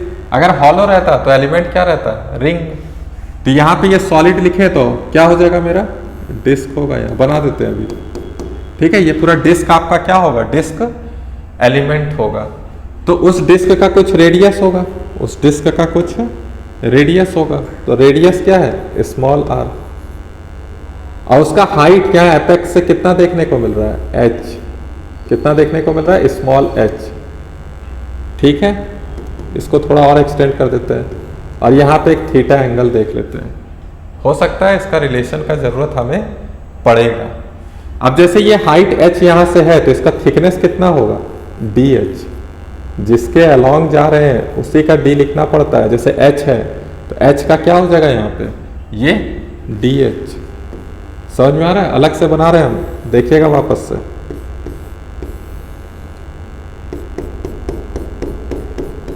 ये पूरा है, डिस्क है, तो डिस्क का रेडियस कितना है, आर। डिस्क का रेडियस कितना है, आर। डिस्क का रेडियस आर, और इसका हाइट कितना है, ये हाइट कितना है, तो ये है डी एच। अब बताइएगा, इसका हम एरिया लिख रहे हैं, एरिया के वॉल्यूम, वॉल्यूम लिखेंगे, वॉल्यूम निकालना ना, तो डीवी लिख रहे हैं। तो डीवी कैसे लिखिएगा, पूरा एरिया और हाइट। तो एरिया ऑफ डिस्क कितना हो जाएगा, पाई आर स्क्वायर, और हाइट क्या है, हाइट है डी एच। समझ में आ रहा है, ये एरिया ऑफ डिस्क और साथ में उसका थिकनेस को मल्टीप्लाई कर देंगे तो वॉल्यूम ऑफ डिस्क देखने को मिलेगा, जो कि है पाई आर स्क्वायर डी एच। अब देखिए यहाँ पे ये आर भी वेरी कर रहा है, 0 से लेके कैपिटल R तक। बाकी H भी वेरी कर रहा है 0 से लेके कैपिटल S तक। तो हमें क्या करना पड़ेगा, R को इन टर्म्स ऑफ H लिखिए या H को इन टर्म्स ऑफ R लिखिए। तो कैसे लाएंगे उसको, तो यहाँ कंडीशन देखते हैं। जैसे tan थीटा है, तो ध्यान से देखिएगा tan थीटा को। tan theta small r by small h, और यहां से क्या capital R by capital H। तो स्मॉल r को h के टर्म में लिखिए R by H small h। ठीक है, तो यहां पुट कर दीजिए dv pi R by H small r whole square dh। तो जो कांस्टेंट है उसको पहले अलग कर लेते हैं, पाई r square by h square, और यहाँ पे हो जा रहा है, सॉरी ये स्मॉल h होगा, यहाँ पे स्मॉल h होगा। तो यहाँ पे क्या हो जाएगा h स्क्वायर dh। तो ये क्या है, इस एलिमेंट का वॉल्यूम है, इस एलिमेंट का वॉल्यूम। तो अगर हमें ओवरऑल वॉल्यूम लिखना है तो हम क्या कर देंगे, इंटीग्रेशन dv का क्या कर देंगे, इंटीग्रेशन। यही आएगा मेरा volume of cone, volume of cone, चाहे वो सॉलिड हो चाहे हॉलो। तो वॉल्यूम ऑफ कोन कितना आएगा मेरा, देखिए यहाँ पे जो कांस्टेंट है उसको बाहर रख रहे हैं, पाई r स्क्वायर डिवाइड में क्या हो जाएगा h स्क्वायर, और फिर मेरा क्या है, इंटीग्रेशन कर रहे हैं h स्क्वायर dh का, और h वेरी कहाँ से कर रहा है, 0 से कैपिटल h, 0 से कैपिटल h। अब यहाँ पे इंटीग्रेट कर लीजिए, पाई r स्क्वायर h स्क्वायर, और h स्क्वायर का क्या हो जाएगा h क्यूब, और डिवाइड में 3। तो h, और यहाँ से ये कैंसल हो जाएगा, h स्क्वायर है सॉरी यहाँ पे, ठीक है, यहाँ क्यूब है तो ये पूरा कैंसिल हो जाएगा। तो बचेगा कितना h, तो देखिए क्या आंसर आ रहा है 1/3 पाई r स्क्वायर h। समझ में आ रहा है कि नहीं, एक स्टेप हम ले लिए, h क्यूब बाई 3 है, फिर h को पुट किया तो h क्यूब बाई 3 दिख रहा है, तो 1/3 पाई r स्क्वायर h। ये मेरा क्या है, वॉल्यूम ऑफ कोन। क्लियर हुआ वॉल्यूम ऑफ कोन कैसे बना है। ठीक है, यहाँ एलिमेंटल सॉलिड कौन था, तो एलिमेंटल क्या ले लिया हमने, डिस्क। डिस्क का स्मॉल वॉल्यूम लिखे, और उसी वॉल्यूम को अगर इंटीग्रेट कर देंगे तो हमें कोन का वॉल्यूम देखने को मिल जाएगा। यहाँ दो वेरिएबल यूज हो रहे थे, आर बी और एच बी, तो पहले आर को इन टर्म्स ऑफ एच लाए हैं तब जाके ये आंसर हो पाया। ठीक है, समझ में आ गया। चलिए बाकी सॉलिड कोन का कर्व्ड सरफेस एरिया कितना होता है, पाई आर एल। जो हॉलो कोन का कर्व्ड सरफेस एरिया है, हॉलो कोन में तो क्या होगा, जो सरफेस एरिया है वही कर्व्ड सरफेस एरिया है, जो कि होता है पाई आर एल, जहाँ पे एल क्या होता है, स्लाइंट हाइट। सॉलिड कोन में दो सरफेस एरिया देखने को मिलेंगे, एक आपको ये कर्व्ड सरफेस एरिया और नीचे बेस एरिया। तो curved surface area pi R L होता है, और बेस एरिया क्या हो जाएगा, पाई आर स्क्वायर। चलिए आगे लिखवा देंगे, पहले देखते हैं कि कर्व्ड सरफेस एरिया कैसे निकालेंगे। आइए इस बार हॉलो कोन ले रहे हैं। कौन सा कोन ले रहे हैं, हॉलो कोन, और हमें निकालना है curved surface area. Curved surface area, curved surface area तो क्या होता है, फॉर्मूला पाई आर एल। ठीक है, तो इसको हम प्रूफ करते हैं। अभी ये हॉलो है, इस बार बताइए क्या एलिमेंट बन सकता है। हॉलो है तो क्या बनेगा, सॉलिड है तो डिस्क बन रहा था, हॉलो है तो क्या बन रहा है, रिंग। हॉलो है तो क्या बनाइएगा, रिंग। ठीक है, अब देखिए यहाँ पे ये आर है और ये आपका क्या है, एल। ये क्या है आपका, एल, स्लैंट हाइट। अब देखिएगा ध्यान से, हम इस बार क्या कर रहे हैं, इस बार हम ले रहे हैं रिंग, ले रहे हैं रिंग, तो सेम उसी तरीके से रहेगा, उसका कुछ थिकनेस होगा। ठीक है, और क्या होगा, रेडियस होगा। क्या होगा, रेडियस होगा। ये रिंग है, लिख लीजिएगा, क्या है ये, रिंग। अब हमको क्या चाहिए, हमको चाहिए जो क्या है आपका कर्व्ड सरफेस एरिया। कैसे निकालेंगे, तो बताइए, यही तो है एरिया। जैसे जो रिंग का एरिया है, रिंग का रिंग का क्या हो जाएगा, सरफेस एरिया जो रिंग का है, क्योंकि थिकनेस है तो कुछ तो एरिया आ रहा होगा। तो सारे रिंग के एरियाज को हम जोड़ देंगे छोटे छोटे, तो हमको किसका एरिया मिल जाएगा, curved surface area of cone. तो देखते हैं कैसे करेंगे। इस बार आर भी मेरा वेरी कर रहा है, लेकिन इस बार एच का टर्म तो है नहीं, तो किसका टर्म है? एल का, तो उसको हम कंसीडर कर रहे हैं एक्स, ठीक है, और इसी डायरेक्शन में है, तो ये जो थिकनेस है वो कितना हो जाएगा? dx। समझ में आ रहा है? अब हम रिंग को देखते हैं, तो रिंग को देखिए आप आराम से। तो ये रिंग का थिकनेस कितना है? ये रिंग का थिकनेस है dx। रिंग का थिकनेस कितना है? dx, और रेडियस कितना है? Small r। तो इस रिंग का एलिमेंटल एरिया कितना होगा? तो हो जाएगा 2 पाई r, पेरीमीटर चाहिए ना, और साथ में थिकनेस कितना है? dx, 2 पाई r dx। अब हम इसका इंटीग्रेशन करेंगे तो निकाल सकते हैं, लेकिन हम देख रहे हैं जैसे जैसे x वेरी कर रहा है, r भी क्या कर रहा है? स्मॉल r भी वेरी कर रहा है, तो इसको इन टर्म्स ऑफ x लिखते हैं। तो ये एंगल थीटा अगर हुआ, ध्यान से सुनिएगा, तो इस बार tan थीटा जरूरत पड़ेगा कि कुछ और? Sine theta. साइन थीटा, हाँ साइन थीटा। साइन थीटा देखते हैं क्या देखने को मिल रहा है। साइन थीटा बराबर स्मॉल r बाई x, है कि नहीं, which is equal to capital R by L। तो यहां से R को इन टर्म्स ऑफ x लिखेंगे, तो capital R by L into x. Put this value here, तो हम क्या करेंगे? dA का वैल्यू जो हो जाएगा 2 पाई R बाई L, और यहां बच जाएगा x dx। अब इंटीग्रेशन कर देंगे, तो यही मेरा क्या है? Curved surface area of cone. समझ में आ रहा है? यही क्या है? Curved surface area of cone. तो जो कांस्टेंट है बाहर रखिए, 2 पाई r बाई एल, यहाँ अंदर में x dx, और x कहाँ से कहाँ वेरी कर रहा है? 0 से लेके कैपिटल L तक, तो 0 से कैपिटल L। यहाँ पे कीजिए, अब क्या हो जाएगा? Area of cone, curved surface area of cone, CSA of cone, curved surface area of cone कितना हो जाएगा? बोलिए। देखिए यहाँ पे लिखा है 2 पाई r L, 2 pi r by L, और x का होता है x स्क्वायर बाई 2। x का क्या होता है? x स्क्वायर बाई 2, और ये 0 से L है, तो वैल्यू पुट कीजिए 2 पाई r, यहाँ हो जाएगा L स्क्वायर बाई 2, नीचे L है, एक L कैंसिल, और 2 और 2 कैंसिल, तो क्या आ जा रहा है? पाई r L। तो curved surface area of cone क्या हो जाएगा? पाई आर एल। वो सॉलिड रहे चाहे हॉलो रहे, कर्व्ड सरफेस एरिया का वैल्यू क्या होता है? पाई आर एल। ठीक है, समझ में आया? लिखिए इसको भी।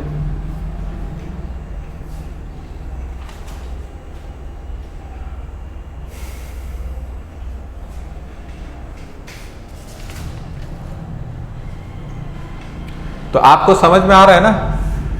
आपको समझ में आ रहा है ना इंटीग्रेशन का क्या है, एप्लीकेशन कैसे है, यूज कैसे कर रहे हैं, कहाँ कहाँ कौन से एलिमेंट को हम लोग ले रहे हैं जिसकी वजह से हम ओवरऑल वैल्यू निकाल पा रहे हैं इन टर्म्स ऑफ वॉल्यूम या एरिया। बात समझ में आ रही कि नहीं? तो इसी तरह है, अभी आपको जितना करवाएं उतना प्रैक्टिस कीजिए, बाकी जैसे जैसे हम आगे के चैप्टर्स में पढ़ेंगे, एलिमेंट आएंगे, तो वहाँ और इसे बढ़िया से सीखेंगे। अभी आपका काम है कि इतना ही प्रैक्टिस कीजिए बार बार इसे, ठीक है? कैसे हुआ उसको समझिए। हो गया? चलिए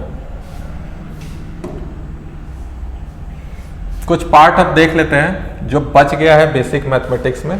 तो हमारा जो इंटीग्रेशन था वो भी हो गया है। एक दो क्वेश्चन अभी अगर जरूरत पड़ेगा तो देख लेते हैं। बाकी differentiation, integration, vector, basic trigonometry यहाँ पे मैंने पूरी अपने तरफ से कंप्लीट करवा दिया है। बाकी इनका जो भी एप्लीकेशन है वो आगे आने वाले चैप्टर में हम देखेंगे। कुछ इक्वेशंस रह गए हैं जो कि हमें काम आएंगे, जो कि आप मैथ्स में भी पढ़ेंगे। तो चलिए यहाँ पे देख लेते हैं क्या है वो। जैसे equation of A line, equation of line, line का इक्वेशन क्या होता है? Equation of line. तो लाइन का इक्वेशन क्या है? सबसे पहले हम देखते हैं स्लोप इंटरसेप्ट फॉर्म। ये आप जानते भी हैं, फिर भी देखिए स्लोप इंटरसेप्ट फॉर्म। जैसे क्या होता है ना स्लोप इंटरसेप्ट फॉर्म, देखिए यहाँ पे y is equal to M X plus C. तो m जो है वो स्लोप है। m क्या है? स्लोप। स्लोप पॉजिटिव भी होता है और नेगेटिव बी, और ये सी जो है वो इंटरसेप्ट है जो कि यहाँ पे कहाँ है, ऑन वाई एक्सिस। कहाँ पे है, वाई एक्सिस। जैसे एक ग्राफ बनाते रहे, ठीक है, तो यही है y is equal to M X plus C, और यहाँ पे स्लोप क्या है, पॉजिटिव, और c भी क्या है, पॉजिटिव, यहाँ इस कंडीशन में। क्यों, क्योंकि ये है आपका c, ये 0 c लिख रहा है, इसको y, इसको x, ठीक है, तो यही है मेरा c, तो c क्या है, पॉजिटिव है। m क्या है, ये थीटा, क्या है, tan थीटा, ठीक है, और यहाँ पे थीटा 90 डिग्री से कम है, इसलिए क्या है, ये पॉजिटिव। जैसे एक और केस देख लेते हैं, जैसे आपका हो सकता है कि c नेगेटिव हो जाएगा तो ऐसे नीचे लाइन आ जाएगा, ठीक है, यहाँ ऊपर है, नीचे आ जाएगा तो c नेगेटिव, लेकिन m अभी भी पॉजिटिव, हो सकता है लाइन ऐसे हो। तो इस केस में मेरा क्या हो जाएगा, y बराबर अभी भी एम एक्स प्लस सी है, और c क्या है, ये c है जो कि पॉजिटिव है, लेकिन इस बार m क्या है, m नेगेटिव है, यहाँ पे m क्या है, नेगेटिव, और c क्या है, पॉजिटिव, ठीक है, समझ में आ रहा है। एक एग्जाम्पल देख लेते हैं। एग्जाम्पल जैसे आपका क्या बोलता है, y बराबर मान लीजिए x प्लस 1, y बराबर क्या है, x प्लस 1, तो यहाँ पे c का वैल्यू प्लस 1 है और m का वैल्यू भी प्लस 1 है। देखिए x के साथ क्या है, 1 रखा हुआ है, तो m हम जानते हैं tan थीटा होता है, और tan थीटा 1 कब होता है, फर्स्ट क्वाड्रेंट में कि सेकंड क्वाड्रेंट में, तो फर्स्ट क्वाड्रेंट में पॉजिटिव होता है, ठीक है, और प्लस 1 आता है, तो थीटा का वैल्यू मतलब क्या हो गया, 45 डिग्री।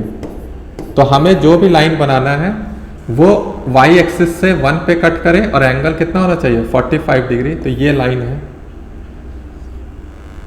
समझ में आ रहा है, कौन सा लाइन है, ये वाला लाइन है, तो ये है मेरा 45 डिग्री एंगल, और ये जो कोऑर्डिनेट है ये 0 और 1 है, ये y, ये x, समझ में आ रहा है। इसका एग्जांपल है ये y बराबर x प्लस 1, ठीक है, लिखिए, ये आता होगा आपको, फिर भी देख लीजिए, ठीक है।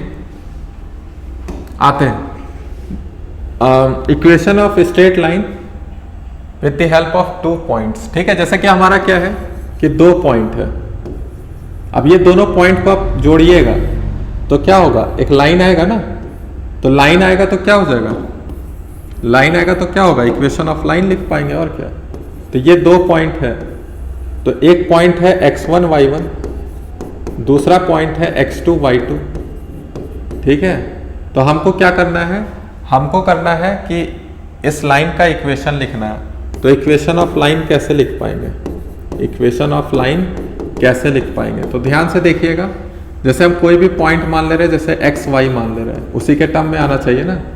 तो क्या करना है आपको, जैसे रेशियो लिखना है वाई और एक्स का, जैसे ये वाई है, माइनस में कीजिए y1, ध्यान से देखिए, y minus y1, y slope लिख रहे हैं और कुछ नहीं है। लाइन का स्लोप क्या होता है, कांस्टेंट होता है ना, और स्लोप क्या होता है, delta y by delta x, change in y by change in x। तो y में कितना चेंज है, अगर ये दोनों पॉइंट को देखो, इसको और इसको, तो जब इसको और इसको देख रहे हैं तो हमें क्या देखने को मिल रहा है, ये पॉइंट और ये पॉइंट। तो स्लोप कैसे लिखेंगे, y में कितना चेंज है, y माइनस y1, और x में कितना चेंज है, x माइनस x1। समझ में आ रहा है। और लाइन का स्लोप तो कांस्टेंट है, तो दूसरे पॉइंट से भी देख सकते हैं, जैसे y2 से देखेंगे तो क्या हो जाएगा, y2 माइनस y1 या x2 माइनस x1, ठीक है, क्लियर हो रहा है। तो देखिए यहाँ से y और x के फॉर्म में आ गया, जैसे हम y माइनस y1 है, और यहाँ हो जाएगा y2 माइनस y1 डिवाइड में x2 माइनस x1, और यहाँ क्या है, x माइनस x1। तो ये इक्वेशन भी लिख सकते हैं अगर हमें 2 पॉइंट पता हो, 2 पॉइंट पता हो। तो जहाँ पे इसको हम स्लोप बोल रहे हैं, ये वाला जो पार्ट है ना, ये स्लोप है। स्लोप क्या होता है, change in y by change in x, तो यही क्या हो गया, स्लोप।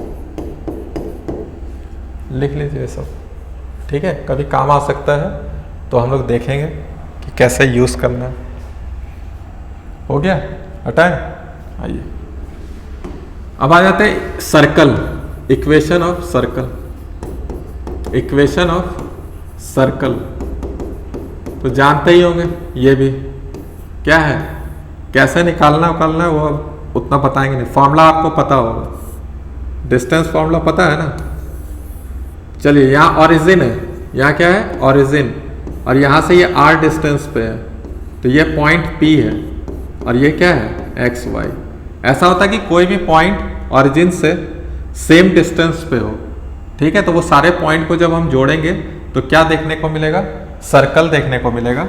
तो आपको पता होगा, जैसे OP आपको पता है, OP कैसे निकालते थे, रूट अंडर डिस्टेंस फॉर्मूला याद है ना, x माइनस 0 का होल स्क्वायर y माइनस 0 का होल स्क्वायर, और OP का वैल्यू दे दिए r, तो यहाँ हो जा रहा है X square plus Y square, तो X square plus Y square is equal to R square. यही है इक्वेशन ऑफ सर्कल।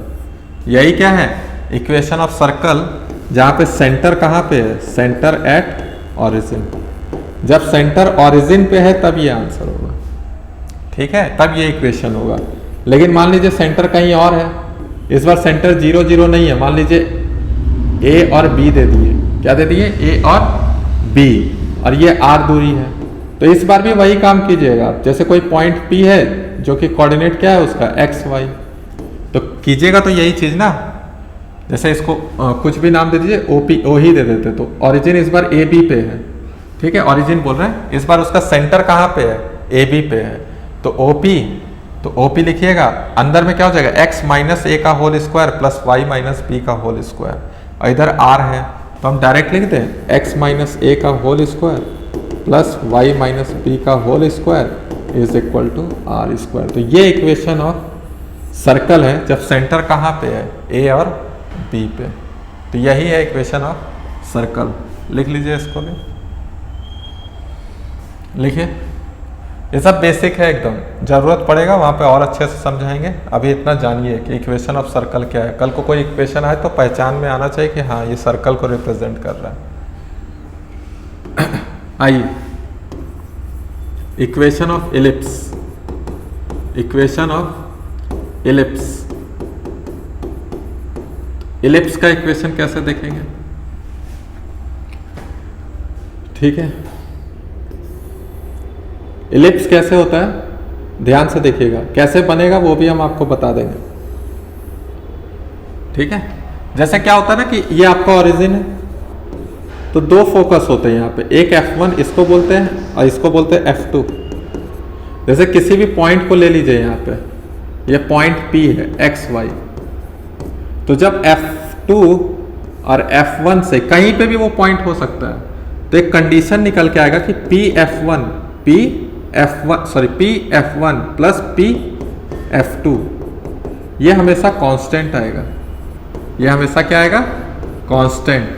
जैसे इस P का इस फोकस से दूरी PF1, इस P का इस फोकस से दूरी PF2, अगर दोनों का सम करेंगे तो हमेशा क्या आएगा कांस्टेंट आएगा, और उसी की वजह से यहाँ पे ड्रॉ होता है एलिप्स। अब ये कांस्टेंट होता किसके बराबर है, तो जैसे कि ये आपका मेजर एक्सिस है x और ये y क्या है आपका माइनर एक्सिस है, तो इसका लेंथ है, जैसे ये लेंथ है आपका, ये हो जाता है a, उसी तरह से यहाँ पे भी क्या हो जाता है a, उसी तरह जब इधर देखेंगे तो ये है b और यहाँ पे भी क्या है b। समझ में आ रहा है। तो ये जो कांस्टेंट है ये बराबर होता है 2a के, मतलब लेंथ ऑफ मेजर एक्सिस। तो PF1 plus PF2 constant which is equal to 2 times of a, ठीक है। अगर इसको आप वर्टिकल कर दे, जैसे ये हॉरिजॉन्टल एलिप्स है, वर्टिकल कर दीजिएगा तो किसके बराबर हो जाएगा 2b के बराबर हो जाएगा। मेन है लेंथ ऑफ मेजर एक्सिस, ठीक। इक्वेशन कैसे आएगा, तो इक्वेशन के लिए x square by a square plus Y square by b square is equal to 1। ये इक्वेशन है किसका, एलिप्स का। जब सेंटर कहाँ पे है, ओरिजिन पे। जब सेंटर कहाँ पे है, एट ओरिजिन, ठीक है। सेंटर कहाँ पे, ओरिजिन पे। ए क्या है, ए दूरी है ओरिजिन का, एक्स एक्सिस पे जहाँ कट कर रहा है वो पॉइंट का दूरी, और ये क्या है वाई एक्सिस पे, तो इसको बोलेंगे लेंथ ऑफ क्या, semi major axis. Length of A क्या है, length of semi major axis, और बी क्या है, length of semi minor axis, ठीक है। क्लियर हो गया, समझ में आया। अगर सेंटर ओरिजिन पे नहीं है तब क्या लिखिएगा, x माइनस ए का होल स्क्वायर डिवाइड में ए ना लिख के इस बार सेंटर हम लिख दे रहे हैं एच के है। सेंटर क्या है, मान लीजिए सेंटर कहाँ पे, एट एच के, एट एच के। तो क्या लिख दीजिएगा, x माइनस एच का होल स्क्वायर डिवाइड में ए स्क्वायर प्लस वाई माइनस के का होल स्क्वायर और डिवाइड में क्या हो जाएगा, b square which is equal to 1। बहुत कम ही आएगा, ये हमें जानना है। समझ में आ रहा है, इसको समझिए। ठीक है, तो एलिप्स का इक्वेशन भी हो गया है।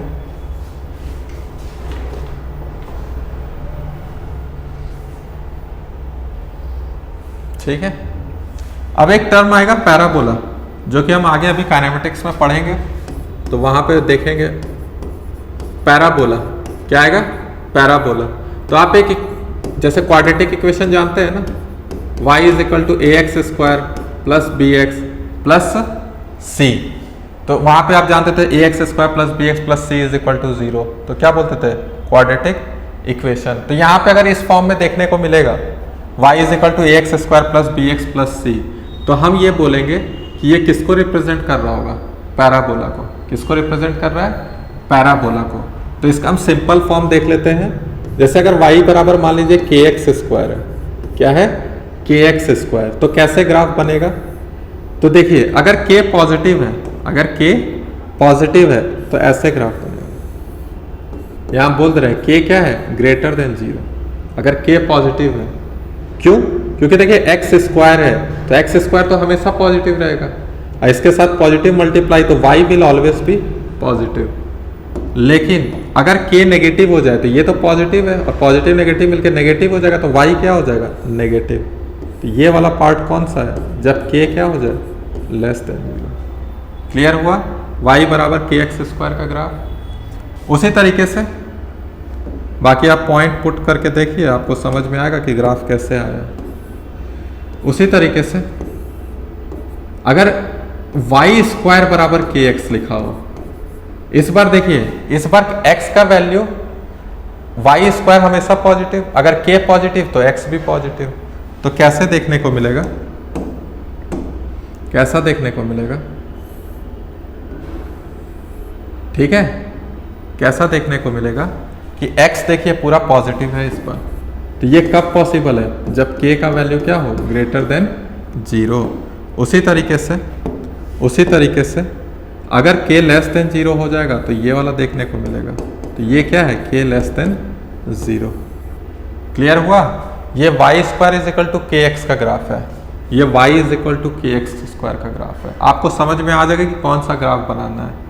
अगर x स्क्वायर लिखा हुआ है तो हमें मालूम है अगर ये पॉजिटिव तो ये भी पॉजिटिव, तो y पूरा पॉजिटिव मतलब ऊपर की तरफ बन रहा होगा ग्राफ, नेगेटिव नीचे की तरफ। उसी तरह इसमें x पॉजिटिव हो जाएगा अगर k पॉजिटिव रहेगा, तो पूरा x ही पॉजिटिव रहेगा, तो इधर बनेगा खाली। बात समझ में आ रही है, ठीक है।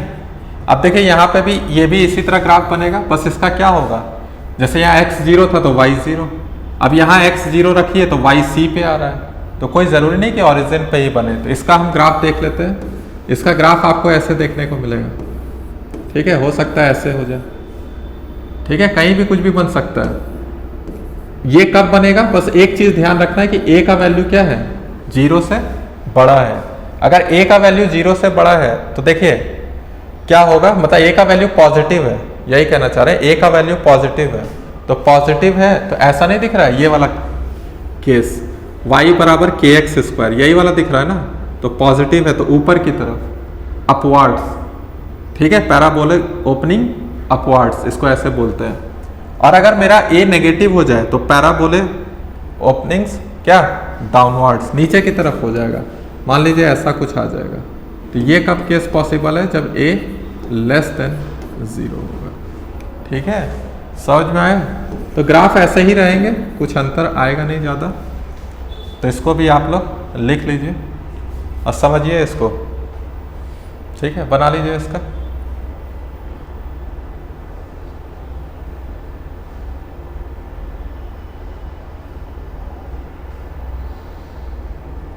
ठीक है, हो गया। चलिए एक जगह हम एरिया और सरफेस एरिया, वॉल्यूम, पैरामीटर, ये सब जो भी रिक्वायरमेंट है वो लिख दे रहे हैं। ताकि दोबारा आप पढ़े तो आपको याद होना चाहिए। जैसे सर्कल में हम दो चीज़ देखते हैं। सर्कल में क्या देखते हैं? पेरीमीटर। क्या देखते हैं? पेरीमीटर। तो पेरीमीटर कितना होता है बताइए? 2 पाई आर। और एरिया क्या होता है? एरिया ऑफ सर्कल तो पाई आर स्क्वायर। पता है ना? ठीक है। और क्या आ जाएगा? जैसे सिलेंडर। सिलेंडर के बारे में अभी तक हम नहीं पढ़े थे। तो सिलेंडर में क्या होगा कि सिलेंडर अगर मेरा कैसा है, चलिए यहाँ पे दो केस देख लेते हैं। जैसे हॉलो सिलेंडर। कैसा है? हॉलो। तो यहाँ पे सिर्फ और सिर्फ कर्व्ड सरफेस एरिया देखने को मिलेगा। क्या बोलते हैं इसको? Curved surface area. मतलब जो सिर्फ सरफेस एरिया कवर्ड है वो वाला केस देखने को मिल रहा है।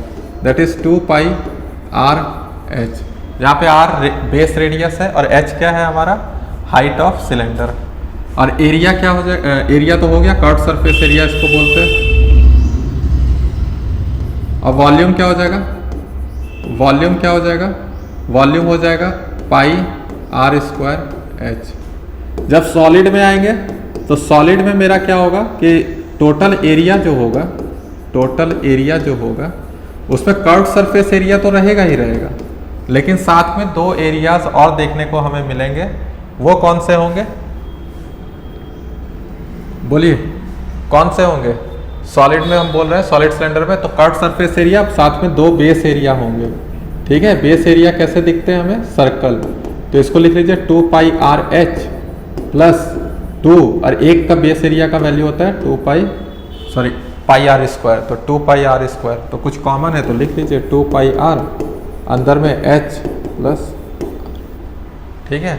बाकी वॉल्यूम वही रहेगा, वॉल्यूम में कोई भी चेंज नहीं आएगा। पाई आर स्क्वायर एच। ठीक है। समझ में आ रहा है? बाकी हॉलो में अगर वो ऊपर से कैप लगा दे कुछ तो वो भी फिर सरफेस एरिया चेंज हो जाएगा। हम बस बता रहे हैं कि ऊपर में ढक्कन नहीं लगा हुआ है। समझ में आ रहा है? सिर्फ ऐसे है, ये खाली है ऊपर से और नीचे से भी क्या है? खाली। ठीक है। सिर्फ ये वाला पार्ट है कर्व्ड वाला, ये ओपन है, ये ओपन है, और ये भी क्या है? ओपन है दोनों साइड से। तब कर्व्ड सरफेस एरिया ये है और वॉल्यूम ये है। लेकिन सॉलिड हो जाएगा तो कर्व्ड सरफेस एरिया के साथ दो बेस एरिया आएंगे नीचे वाले। ठीक है।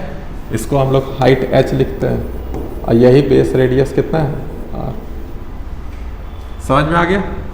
लिख लीजिए। स्फेयर का तो अभी हम बता दिए। स्फेयर का क्या बताए? स्फेयर का तो स्फेयर का सरफेस एरिया कितना होता है? सरफेस एरिया चाहे कोई भी हो, सॉलिड हो, हॉलो हो, कोई फर्क नहीं पड़ता। तो सरफेस एरिया क्या हो जाएगा? 4 पाई आर स्क्वायर। और वॉल्यूम क्या हो जाएगा? वॉल्यूम हो जाएगा 4/3 पाई आर क्यूब। ठीक है। समझ में आ रहा है? लिखिए इसको। एक कोन बच गया, कोन का भी देख लेते हैं, बाकी आगे देखेंगे। कोन का बता भी दिए थे। अगर कोन है, ठीक है, तो कोन भी दो तरीके से हो सकते हैं, हॉलो और दूसरा क्या होगा? सॉलिड। हॉलो में हम देखेंगे तो सिर्फ कर्व्ड सरफेस एरिया आएगा जो कि हो जाएगा पाई आर एल। एल क्या होता है? Slant height. बना लीजिए। जैसे ये क्या है आपका? एल। ठीक है। ये क्या है? Radius r. बना लीजिए, बढ़िया से बना लीजिए।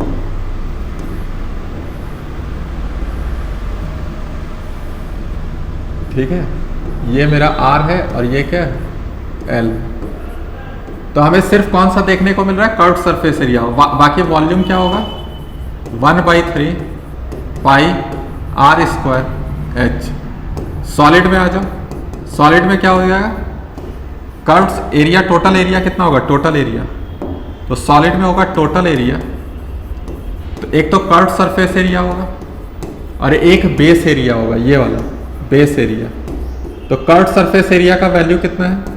पाई आर एल, और बेस एरिया का पाई आर स्क्वायर।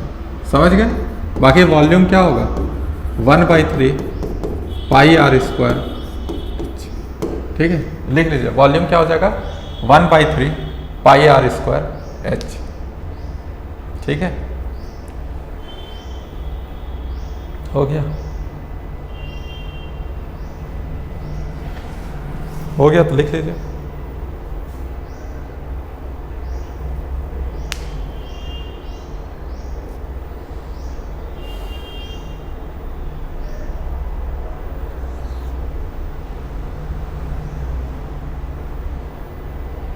चलिए एक लास्ट बच गया मेरा पैराबोलॉइड।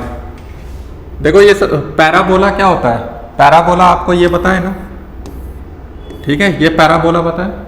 तो इसको आप क्या कीजिए, रोटेट करा दीजिए। तो अगर रोटेट करते समय आपको वो पूरा उसका एक वॉल्यूम दिखेगा, ठीक है। तो उस स्ट्रक्चर को हम लोग ऐसे बोलेंगे, ऐसे निकला हुआ है। जैसे आपके घर में कटोरी वगैरह होगा तो ऐसे देखते हैं ना, ठीक है, निकला हुआ है। उसी तरह पैराबोला को भी देखिए, ऐसे दिखेगा आपको वो पूरा। समझ में आ रहा है कि नहीं? तो इसको हम लोग बोलेंगे पैराबोला से जो बन रहा है वो पैराबोलॉइड हो जाएगा। उसी तरह इलिप्स से जो बनता है उसको एलिप्सॉइड बोल देते हैं। बस 3D में आ जाएगा और कुछ नहीं। तो चलिए लिखते हैं वॉल्यूम ऑफ पैराबोलॉइड। इंपॉर्टेंट है ये, चलिए देख लेते हैं याद करने के लिए। चलिए पहले फिगर बनाते हैं।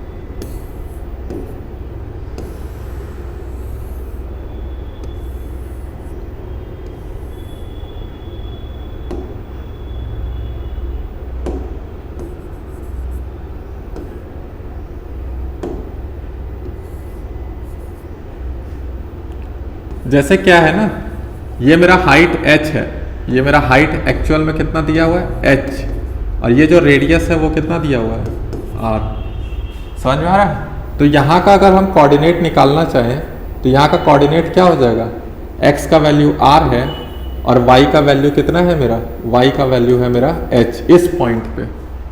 बाकी ये किस पैराबोला से बना है, तो y बराबर होता है kx², ठीक है। y बराबर क्या हो जाएगा, kx²।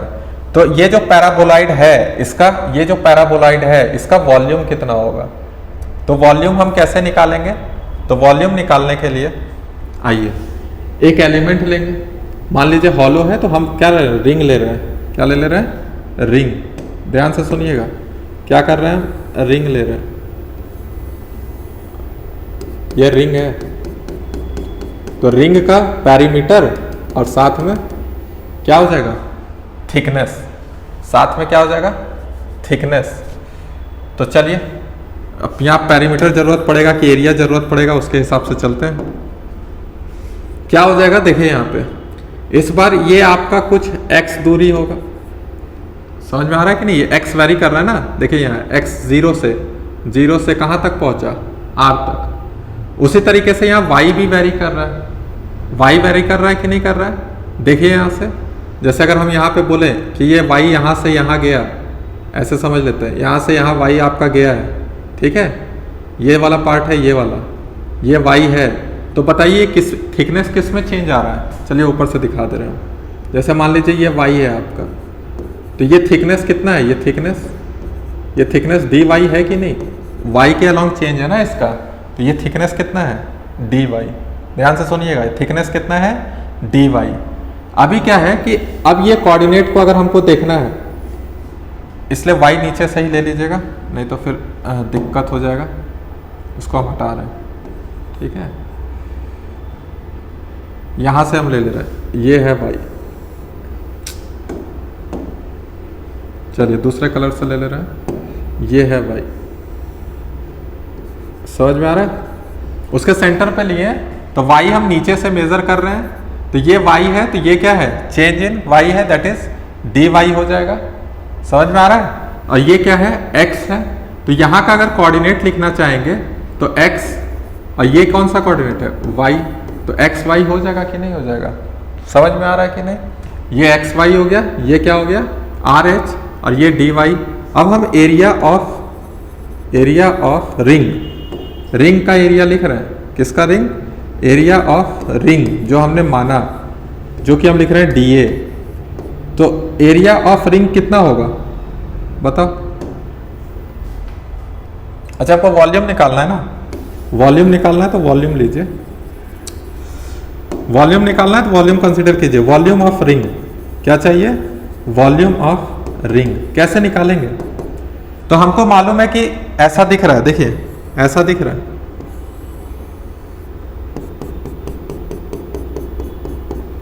तो ये एरिया है, ऊपर से ये एरिया है, और नीचे ये क्या है आपका, थिकनेस है, जो कि dy है। एरिया है और क्या है, थिकनेस dy। तो हम लिख रहे हैं dv निकालना है जो कि एरिया है और थिकनेस क्या है dy। अब एरिया कितना है, तो एरिया निकालने के लिए हमें ये सर्कल जैसा दिख रहा है, तो जिसका रेडियस कितना है x, तो क्या लिखेंगे पाई एक्स स्क्वायर dy, पाई एक्स स्क्वायर dy।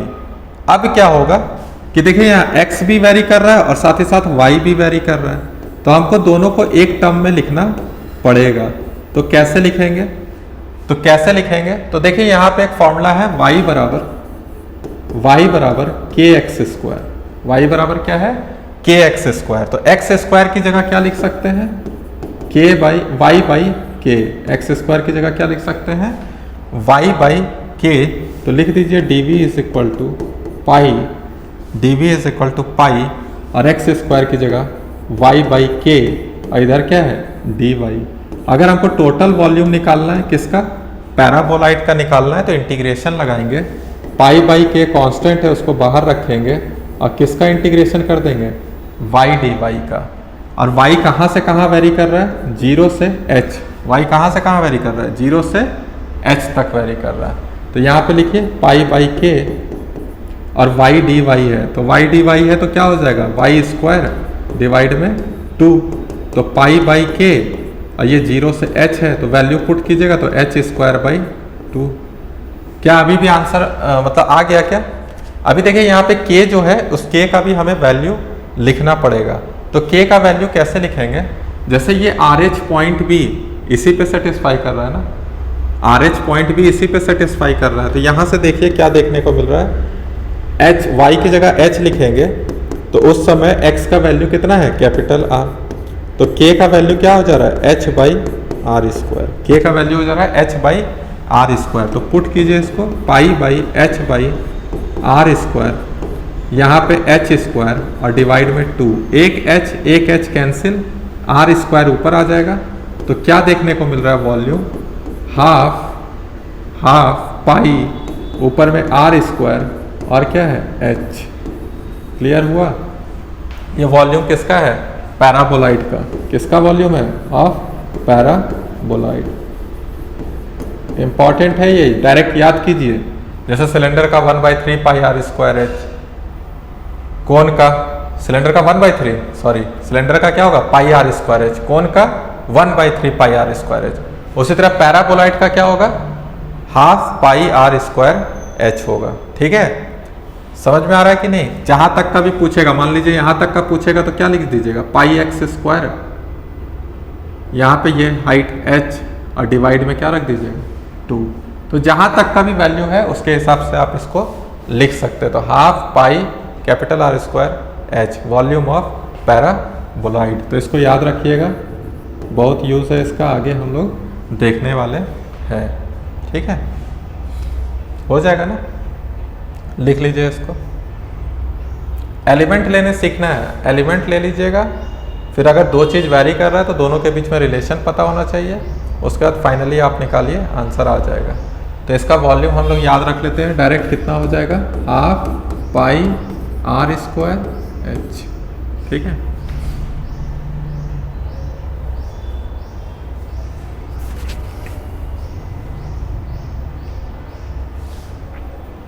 ठीक है। तो हमारा बेसिक मैथमेटिक्स जो स्टार्ट हुआ था वो आज एंड हो चुका है, लेकिन अभी भी हम बेसिक मैथमेटिक्स पढ़ते रहेंगे हर चैप्टर में। हो सकता है आपको और भी बहुत कुछ देखने को मिलेगा मैथ्स का रिक्वायरमेंट फिजिक्स में, तो उसे हम साथ ही साथ कवर करते जाएंगे। लेकिन जो ज़्यादा रिक्वायरमेंट वाली चीज़ें थी जिनको हमें पहले पढ़ना बहुत ज़रूरी है, जिसका यूज़ हम बार बार करेंगे, तो वो मैंने सारा कुछ यहाँ पे कवर करवा दिया है। ठीक है, तो अगले सेशन से या अगले क्लास से, अगले लेक्चर से हम क्या करेंगे, काइनेमेटिक्स स्टार्ट करेंगे क्लास 11th की। ठीक है, तो आप लोग बने रहिए। तो चलिए मिलते हैं कल।